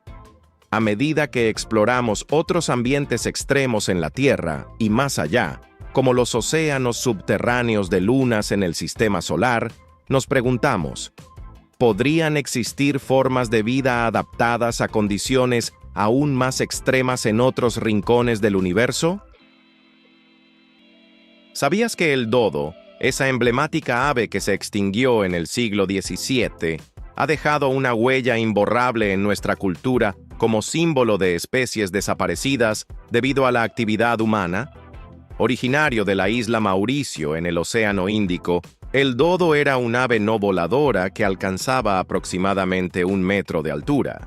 Su falta de depredadores naturales en su hábitat insular le permitió evolucionar sin miedo hacia los humanos, lo que, lamentablemente, contribuyó a su rápida extinción tras el arribo de los europeos. La primera referencia documentada del dodo data de 1598, cuando marineros holandeses avistaron por primera vez esta curiosa criatura. A lo largo del siglo XVII, los colonos europeos comenzaron a establecerse en Mauricio, trayendo consigo animales como cerdos, ratas, perros y monos. Estos introdujeron nuevas amenazas para el dodo, ya que depredaban sus huevos y competían por los recursos alimenticios. Además, la deforestación y la alteración del hábitat natural del dodo, debido a las actividades humanas, redujeron aún más su espacio vital. La caza directa del dodo también desempeñó un papel crucial en su extinción. Los marineros, atraídos por la facilidad de captura de estas aves, las cazaban en grandes cantidades para abastecer sus barcos. Aunque la carne del dodo no era especialmente apreciada por su sabor, su abundancia y facilidad de captura, la convirtieron en una fuente conveniente de provisiones. El último avistamiento ampliamente aceptado de un dodo vivo fue en 1662. Sin embargo, algunos informes sugieren que pudieron haber sobrevivido hasta finales del siglo XVII. A pesar de estos avistamientos tardíos, la especie no pudo recuperarse de las presiones ejercidas por los humanos y las especies invasoras. La extinción del dodo se consolidó como un ejemplo paradigmático de cómo la intervención humana puede llevar a la desaparición de especies enteras en un corto período. La historia del dodo nos invita a reflexionar sobre las consecuencias de nuestras acciones en el medio ambiente y en las especies que comparten nuestro planeta. Hoy en día, el dodo es recordado no solo como una curiosidad histórica, sino como una lección sobre la fragilidad de la biodiversidad y la responsabilidad que tenemos en su conservación. A medida que avanzamos en el siglo XXI, ¿qué medidas estamos tomando para evitar que otras especies sigan el mismo destino que el dodo? ¿Sabías que las orcas, esas impresionantes criaturas marinas, son conocidas como ballenas asesinas? Este nombre, que podría sugerir que son peligrosas para los humanos, en realidad tiene un origen interesante y algo confuso. Todo comenzó con los balleneros españoles que, al observar a estas orcas cazando y matando a grandes ballenas, las llamaron asesinas de ballenas. Sin embargo, una mala traducción al inglés convirtió esta expresión en killer whale, es decir, ballena asesina. Con el tiempo, este término se popularizó y se quedó con nosotros. A pesar de su nombre, las orcas no son ballenas, sino delfines, y son consideradas uno de los depredadores más inteligentes y sociales del océano. Viven en grupos familiares llamados manadas, donde se comunican y cooperan para cazar. Su dieta es variada y puede incluir peces, focas, pingüinos e incluso otras ballenas. Por ejemplo, en la Antártida, un grupo de orcas ha desarrollado una técnica de caza llamada lavado de olas. Trabajan juntas para crear olas que desestabilizan a las focas que descansan en los témpanos de hielo, obligándolas a caer al agua, donde las orcas las esperan para capturarlas. Además, en el Golfo de California, un grupo de orcas liderado por una matriarca, llamada Moctezuma, ha aprendido a cazar tiburones ballena. Estas orcas se enfocan en extraer los hígados ricos en nutrientes de los tiburones, utilizando técnicas coordinadas que incluyen voltear al tiburón y mantenerlo en la superficie para facilitar el acceso.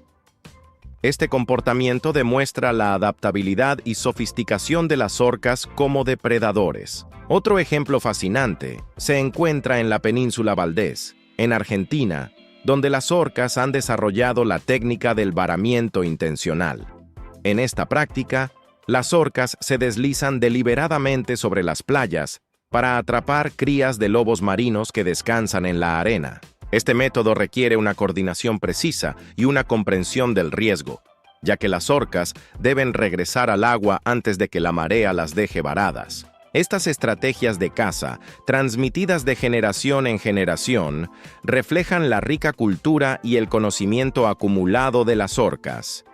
Cada manada desarrolla técnicas únicas, adaptadas a su entorno y tipo de presa, lo que resalta su capacidad de aprendizaje y cooperación. Entonces, la próxima vez que escuches el término ballena asesina, recuerda que, aunque suene intimidante, las orcas son en realidad criaturas fascinantes y complejas, cuyo nombre proviene de una interpretación errónea de su comportamiento en la naturaleza.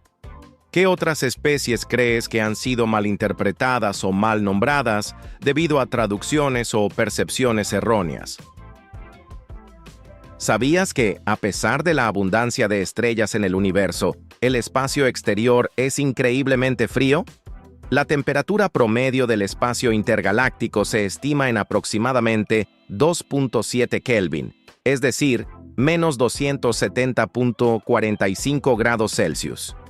Esta temperatura extremadamente baja se debe a la ausencia de una atmósfera que retenga el calor y a la escasez de materia que pueda absorber y emitir energía térmica. En el espacio, las partículas están tan dispersas que no pueden transferir calor de manera eficiente. Además, la radiación cósmica de fondo, que es el remanente del Big Bang, contribuye a esta temperatura uniforme en todo el cosmos. Sin embargo, la temperatura en el espacio no es uniforme. Cerca de estrellas o durante eventos como supernovas, las temperaturas pueden superar el 1.000.000 de grados Celsius. Por ejemplo, la corona solar, la atmósfera exterior del Sol, alcanza temperaturas de más de 1.000.000 de grados Kelvin, mucho más calientes que la superficie solar. En las proximidades de planetas y lunas, las temperaturas también varían significativamente. La Luna experimenta temperaturas que oscilan entre menos 173 C durante la noche lunar y 127 durante el día lunar, debido a la falta de atmósfera que modere estas variaciones extremas. Estas fluctuaciones térmicas en el espacio presentan desafíos únicos para la exploración espacial. Las naves y trajes espaciales deben estar diseñados para soportar tanto el intenso calor cerca de fuentes estelares como el frío extremo en las sombras del espacio profundo. Entonces, la próxima vez que mires al cielo estrellado, recuerda que, más allá de la belleza de las estrellas y galaxias, el espacio es un vasto vacío helado que desafía nuestra comprensión de las condiciones extremas del universo. ¿Qué otros misterios crees que esconde el espacio que aún estamos por descubrir? ¿Sabías que el mango, una de las frutas más apreciadas en todo el mundo, se cultiva en 90 países? este delicioso fruto tropical no solo es versátil en la cocina, sino que también posee una rica historia y una amplia difusión global. Originario del subcontinente indio, el mango ha viajado a través de los siglos y los continentes, adaptándose y enriqueciéndose con diversas culturas y tradiciones. En sus regiones de origen, el mango ha sido cultivado y celebrado durante milenios. Los antiguos textos indios, como los Vedas, mencionan el mango, destacando su importancia en la cultura y la religión. Con el tiempo, los comerciantes y exploradores llevaron la semilla del mango a otras partes de Asia, África y finalmente al Nuevo Mundo. Hoy en día, países como México, India, China y Tailandia son algunos de los mayores productores de mango, cada uno aportando su propio toque único al cultivo y consumo de esta fruta. La adaptabilidad del mango es notable. En las regiones tropicales de África, el mango se ha integrado en diversas tradiciones culinarias, desde salsas picantes hasta postres dulces. En América Latina, especialmente en países como México, el mango se disfruta fresco, en jugos, helados y, por supuesto, en la popular mango con chile. Esta capacidad del mango para adaptarse y enriquecer las cocinas locales es un testimonio de su versatilidad y atractivo universal. Además de su presencia culinaria, el mango tiene un significado cultural profundo en muchas sociedades. En la India, por ejemplo, la hoja de mango se utiliza en ceremonias religiosas y bodas, simbolizando la prosperidad y la buena fortuna. En algunas culturas africanas, el árbol de mango es considerado sagrado, y su sombra es un lugar de reunión comunitaria y reflexión. Estas prácticas resaltan la conexión entre el mango y las tradiciones espirituales y sociales de diversas comunidades. La expansión global del mango también ha tenido un impacto económico significativo. El comercio internacional de mango ha abierto oportunidades para agricultores en países en desarrollo, mejorando sus medios de vida y fomentando el crecimiento económico local. Sin embargo, este comercio también ha planteado desafíos, como la necesidad de cumplir con estándares de calidad y seguridad alimentaria internacionales, y la competencia en los mercados globales. A pesar de estos desafíos, el mango continúa siendo un motor de desarrollo económico y una fuente de orgullo cultural para muchas naciones. En resumen, el mango es mucho más que una fruta. Es un puente que conecta continentes, culturas y generaciones. Su viaje desde las orillas del subcontinente indio hasta convertirse en un alimento básico en 90 países es un reflejo de su resistencia, adaptabilidad y el deseo humano de compartir y celebrar lo que es bueno. La próxima vez que disfrutes de un mango, ya sea fresco, en un batido o como parte de un plato elaborado, piensa en la rica historia y las innumerables manos que han contribuido a llevar esta joya tropical a tu mesa. ¿Qué otros alimentos crees que tienen una historia tan rica y diversa como la del mango? ¿Sabías que, aunque los chimpancés y los humanos comparten aproximadamente un 99% de su ADN, hay una diferencia notable en el número de cromosomas entre ambas especies? Mientras que los humanos poseemos 23 pares de cromosomas, totalizando 46, los chimpancés cuentan con 24 pares, es decir, 48 cromosomas. Esta diferencia se debe a un evento evolutivo específico, la fusión de dos cromosomas ancestrales en el linaje humano, formando el cromosoma 2 que poseemos hoy. Para entender este fenómeno, es útil imaginar que cada cromosoma es como un libro que contiene información genética. En los chimpancés, estos libros están organizados en 24 pares, mientras que en los humanos, debido a la fusión de dos de estos libros ancestrales, la organización es de 23 pares. Este cambio en la estructura cromosómica es una de las evidencias que respaldan la teoría de un ancestro común entre humanos y chimpancés. Además de esta fusión, existen otras diferencias genéticas que distinguen a ambas especies. Por ejemplo, el cromosoma Y humano difiere del de los chimpancés en más de un 30%, a pesar de que el genoma completo coincide en un 98,8%.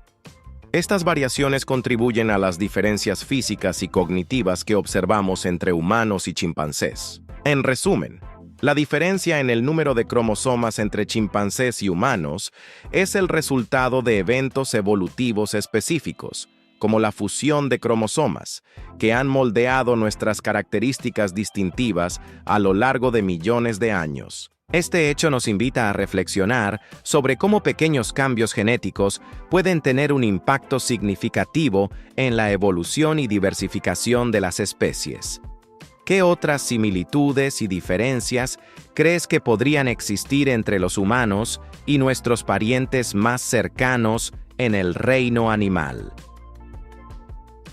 ¿Sabías que el primer libro de la humanidad no es la Biblia, la Ilíada ni la Odisea, sino una obra aún más antigua que nos transporta a los albores de la civilización? Estamos hablando de la Epopeya de Gilgamesh, una narración que nos llega desde la antigua Mesopotamia, considerada la cuna de la escritura y la literatura. Imagina retroceder en el tiempo hasta el 2100 a.C., cuando los sumerios, habitantes de la región entre los ríos Tigris y Éufrates, comenzaron a plasmar sus historias en tablillas de arcilla utilizando la escritura cuneiforme. Estas tablillas, del tamaño de una tableta moderna, eran el soporte de sus relatos y documentos. Entre estos escritos, destaca la Epopeya de Gilgamesh, que narra las aventuras del rey Gilgamesh de Uruk y su búsqueda de la inmortalidad. Para entender la importancia de esta obra, pensemos en la Ilíada de Homero, escrita alrededor del siglo VIII a.C., que relata la guerra de Troya y las hazañas de héroes como Aquiles.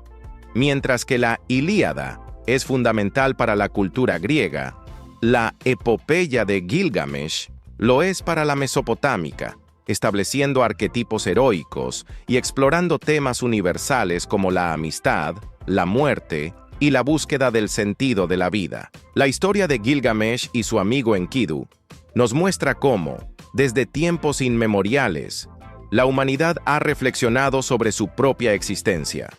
Cuando Enkidu muere, Gilgamesh se enfrenta a su propia mortalidad y emprende un viaje en busca de la inmortalidad, solo para descubrir que es una meta inalcanzable. Este relato resuena con la eterna inquietud humana sobre la finitud de la vida y el deseo de trascendencia. Además, la Epopeya de Gilgamesh contiene un relato del diluvio universal, sorprendentemente similar al que aparece en la Biblia, lo que sugiere que estas historias pudieron haberse transmitido y adaptado a lo largo de diferentes culturas y épocas.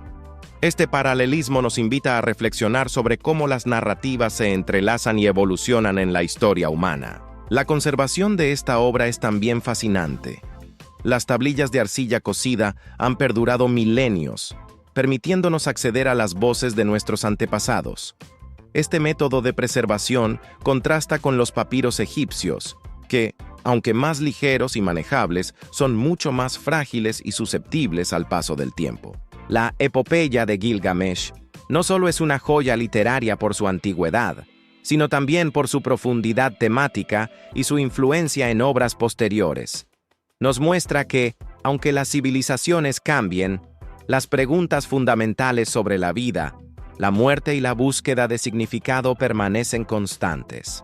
Entonces, al conocer que el primer libro de la humanidad aborda temas tan universales y atemporales, surge una pregunta intrigante. ¿Qué otras historias ancestrales aún esperan ser descubiertas para revelarnos más sobre nuestros orígenes y la naturaleza humana? ¿Sabías que en un pequeño pueblo de Estados Unidos está prohibido el uso de teléfonos móviles, microondas y Wi-Fi? Este lugar se llama Green Bank y está ubicado en Virginia Occidental. Lo sorprendente es que esta prohibición no se debe a razones de salud o conspiraciones, sino a la ciencia. Green Bank alberga uno de los radiotelescopios más sensibles del mundo, el telescopio Robert C. Byrd, que necesita silencio electromagnético total para poder captar señales del espacio profundo. Imagina que este telescopio es como un oído gigante tratando de escuchar un susurro que viene desde miles de millones de kilómetros de distancia. Si alguien enciende un microondas o hace una llamada por celular cerca de él, sería como gritarle al oído mientras intenta escuchar ese susurro. Para que te des una idea más clara, una señal de Wi-Fi o una simple chispa de bujía en un auto moderno puede interferir tanto como una tormenta eléctrica cuando lo que se busca es detectar una señal débil desde el universo. Por eso, en 1958, se creó la Zona Nacional de Silencio Radioeléctrico, que abarca más de 33.000 kilómetros cuadrados alrededor del telescopio. En esta zona, las emisiones electromagnéticas están extremadamente reguladas. No se puede usar Wi-Fi, los celulares no tienen cobertura y muchos electrodomésticos modernos están prohibidos. La gente en Green Bank usa teléfonos fijos, cocina con estufas convencionales y se conecta a Internet por cables. Es como vivir en una versión moderna de los años 50, pero con conciencia científica. Curiosamente, Green Bank también se ha convertido en un refugio para personas que dicen sufrir hipersensibilidad electromagnética. Ellos aseguran que las ondas emitidas por celulares y routers les causan dolores de cabeza, insomnio o náuseas, y encuentran en este pueblo un santuario libre de esas molestias. Esta comunidad, aunque pequeña, plantea una gran pregunta. ¿Realmente necesitamos estar tan conectados todo el tiempo? Si un pueblo puede adaptarse y funcionar sin microondas ni móviles por el bien de la ciencia y el bienestar de sus habitantes, ¿qué tanto podríamos nosotros reducir nuestra dependencia tecnológica para mejorar nuestra salud y proteger entornos delicados? ¿Sabías que existe una peculiar raza de gatos cuyo pelaje cambia de color desde la base hasta las puntas, creando un efecto degradado único? Estos felinos, conocidos como gatos salmiak, deben su nombre a un popular regaliz salado finlandés, que comparte una tonalidad similar.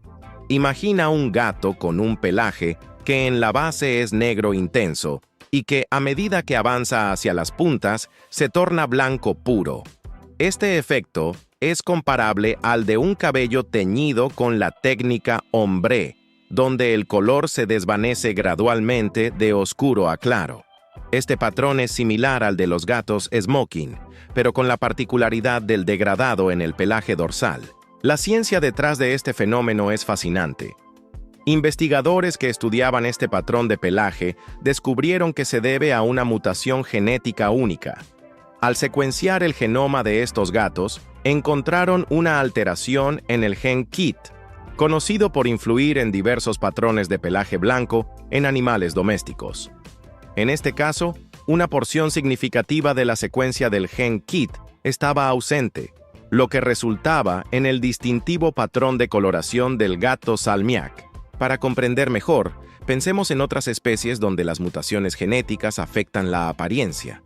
Por ejemplo, el tigre dorado presenta un pelaje más claro debido a una mutación recesiva que altera la producción de melanina, el pigmento responsable del color. De manera similar, los gatos salmiak exhiben su característico degradado por una modificación genética específica. Además, se observó que para que un gato presente este patrón, ambos progenitores deben ser portadores de al menos una copia de la mutación.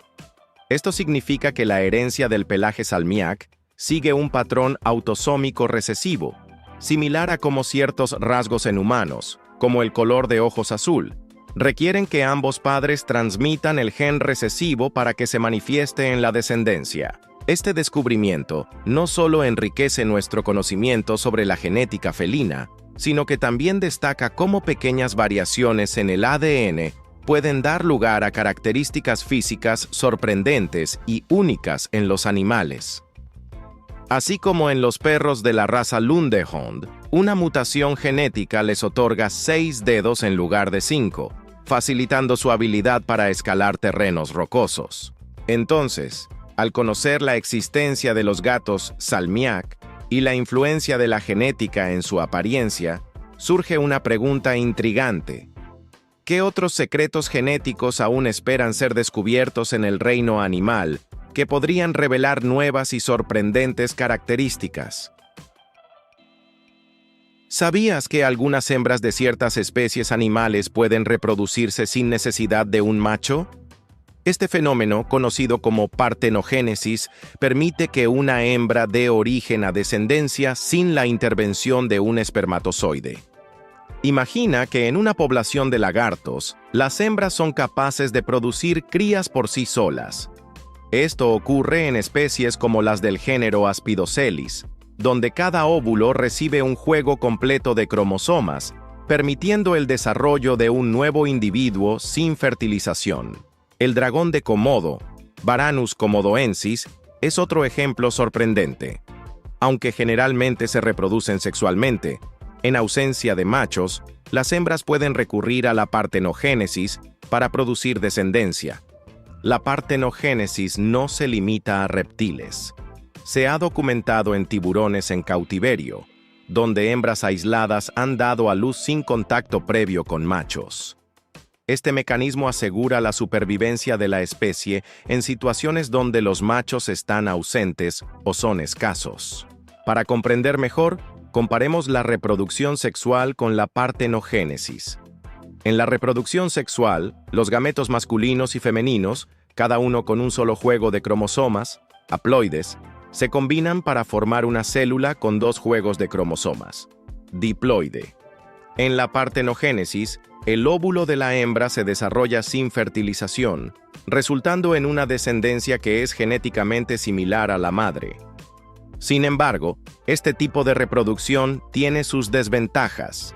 La falta de variabilidad genética puede hacer que las especies sean más vulnerables a enfermedades y cambios ambientales, ya que todas las crías son prácticamente clones de la madre.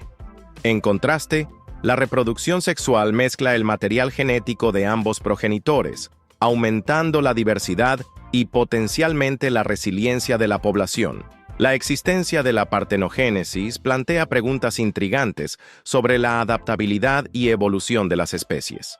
Si algunas hembras pueden reproducirse sin machos en situaciones extremas, ¿qué otras estrategias sorprendentes ha desarrollado la naturaleza para asegurar la supervivencia de las especies en condiciones adversas? ¿Sabías que algunas ranas utilizan señales visuales para atraer a sus parejas, similar a cómo los humanos coquetean con un guiño? Las hembras de la especie Odorrana tormota, originarias de China, han desarrollado una forma única de comunicación. Parpadean o guiñan a los machos para indicarles su disposición al apareamiento. Imagina estar en una discoteca ruidosa donde la música es tan fuerte que resulta difícil mantener una conversación. En tales situaciones, las personas a menudo recurren a gestos o señales visuales para comunicarse. De manera similar, estas ranas habitan en entornos donde el sonido del agua corriente es ensordecedor, lo que dificulta la comunicación acústica. Para superar este desafío, las hembras de Odorrana tormota emplean el parpadeo como una señal visual clara para captar la atención de los machos. Este comportamiento es especialmente notable porque, en la mayoría de los animales, el parpadeo tiene funciones fisiológicas, como lubricar el ojo o eliminar partículas de polvo. Sin embargo, en el caso de estas ranas, el parpadeo se convierte en una herramienta de comunicación social, un fenómeno previamente observado principalmente en primates, incluidos los humanos. Para ponerlo en perspectiva, pensemos en los pavos reales. Los machos despliegan sus coloridas plumas en un elaborado espectáculo visual para atraer a las hembras. En el caso de Odorrana tormota, son las hembras las que toman la iniciativa, utilizando un simple pero efectivo parpadeo para señalar su interés, invirtiendo los roles tradicionales de cortejo observados en muchas especies. Este descubrimiento amplía nuestra comprensión de las estrategias de comunicación en el reino animal y sugiere que la evolución puede favorecer el desarrollo de señales adaptativas en respuesta a desafíos ambientales específicos. Así como los camaleones cambian de color para comunicarse o camuflarse según su entorno, las hembras de Odorrana tormota han desarrollado el parpadeo como una solución innovadora para la comunicación en ambientes ruidosos. Este hallazgo plantea una pregunta intrigante.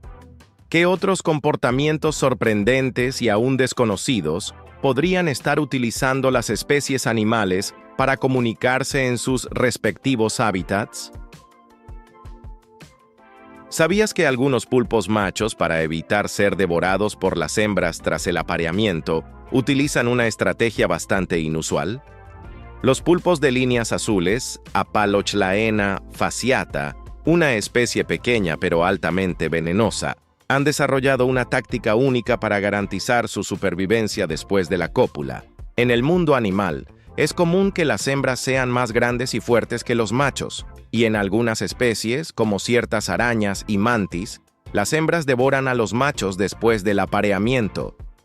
Este comportamiento, conocido como canibalismo sexual, proporciona nutrientes adicionales para el desarrollo de las crías. Sin embargo, los pulpos de líneas azules han encontrado una solución ingeniosa para evitar este destino fatal. Durante el proceso de apareamiento, el macho muerde a la hembra en una zona específica de su cuerpo e inyecta una dosis controlada de tetrodotoxina, una neurotoxina extremadamente potente. Esta sustancia, que también se encuentra en el pez globo, interrumpe la transmisión nerviosa, provocando una parálisis muscular temporal en la hembra. Mientras ella permanece inmovilizada, el macho aprovecha para copular durante un período que oscila entre 40 y 75 minutos, asegurando la transferencia de sus genes sin el riesgo de ser devorado. Esta estrategia es comparable a la de ciertos animales que utilizan herramientas o técnicas especiales para protegerse de sus depredadores. Por ejemplo, algunas especies de anguilas producen una sustancia viscosa para dificultar que los depredadores las atrapen. De manera similar, el pulpo macho emplea su propia herramienta biológica, la tetrodotoxina, para neutralizar temporalmente a la hembra y garantizar su propia supervivencia y la continuación de su linaje. Una vez que la hembra recupera la movilidad, el macho se retira rápidamente, evitando cualquier intento de agresión por parte de ella. Este comportamiento resalta la complejidad y la adaptabilidad de las estrategias reproductivas en el reino animal, donde cada especie desarrolla mecanismos únicos para enfrentar los desafíos específicos de su entorno. Este fenómeno plantea una pregunta fascinante. ¿Qué otras especies han desarrollado tácticas igualmente sorprendentes para asegurar su reproducción y supervivencia en la naturaleza? ¿Sabías que algunos países experimentan más terremotos que otros debido a su ubicación geográfica? Esto se debe a que la Tierra está cubierta por placas tectónicas que flotan sobre el manto terrestre y cuando estas placas se mueven o chocan, generan sismos. Por ejemplo, Japón, conocido por su alta actividad sísmica, se encuentra en el Anillo de Fuego del Pacífico, una zona con frecuentes terremotos y erupciones volcánicas. Según datos recopilados entre 1990 y 2025, algunos países destacan por su mayor incidencia de terremotos. Myanmar, por ejemplo, ha sufrido terremotos devastadores recientemente, como el de magnitud 7.7 que ocurrió en marzo de 2025, causando más de 2.000 muertes y miles de heridos. Además de Myanmar, otros países con alta actividad sísmica incluyen a las Filipinas, Indonesia, India, Colombia, México, Mozambique, China, Bangladesh y Pakistán. Estos países están ubicados en zonas donde las placas tectónicas interactúan, aumentando la probabilidad de terremotos. Por otro lado, existen países con menor actividad sísmica, como Andorra, Mónaco, San Marino, Luxemburgo y Liechtenstein. Estos lugares se encuentran alejados de las principales fronteras de placas tectónicas, lo que reduce la frecuencia de terremotos. La actividad sísmica no solo depende de la ubicación, sino también de factores como la profundidad del terremoto y su magnitud. Por ejemplo, un terremoto de magnitud 7.7 en una zona densamente poblada puede causar más daño que un sismo de menor magnitud en una región menos habitada. Comprender la distribución de la actividad sísmica es crucial para la planificación urbana y la preparación ante desastres. Países con alta incidencia de terremotos implementan estrictas normas de construcción y sistemas de alerta temprana para proteger a sus habitantes. Mientras tanto, en regiones con menor actividad sísmica, la preparación puede centrarse más en otros tipos de desastres naturales. Este análisis nos lleva a reflexionar. ¿Cómo influye la preparación y la infraestructura en la capacidad de un país para enfrentar desastres naturales, independientemente de su ubicación geográfica? Gracias por ver el video de hoy. Esperamos que te haya gustado, si fue así. No olvides suscribirte y activar la campanita de notificaciones para que YouTube te avise cuando subamos nuevo video.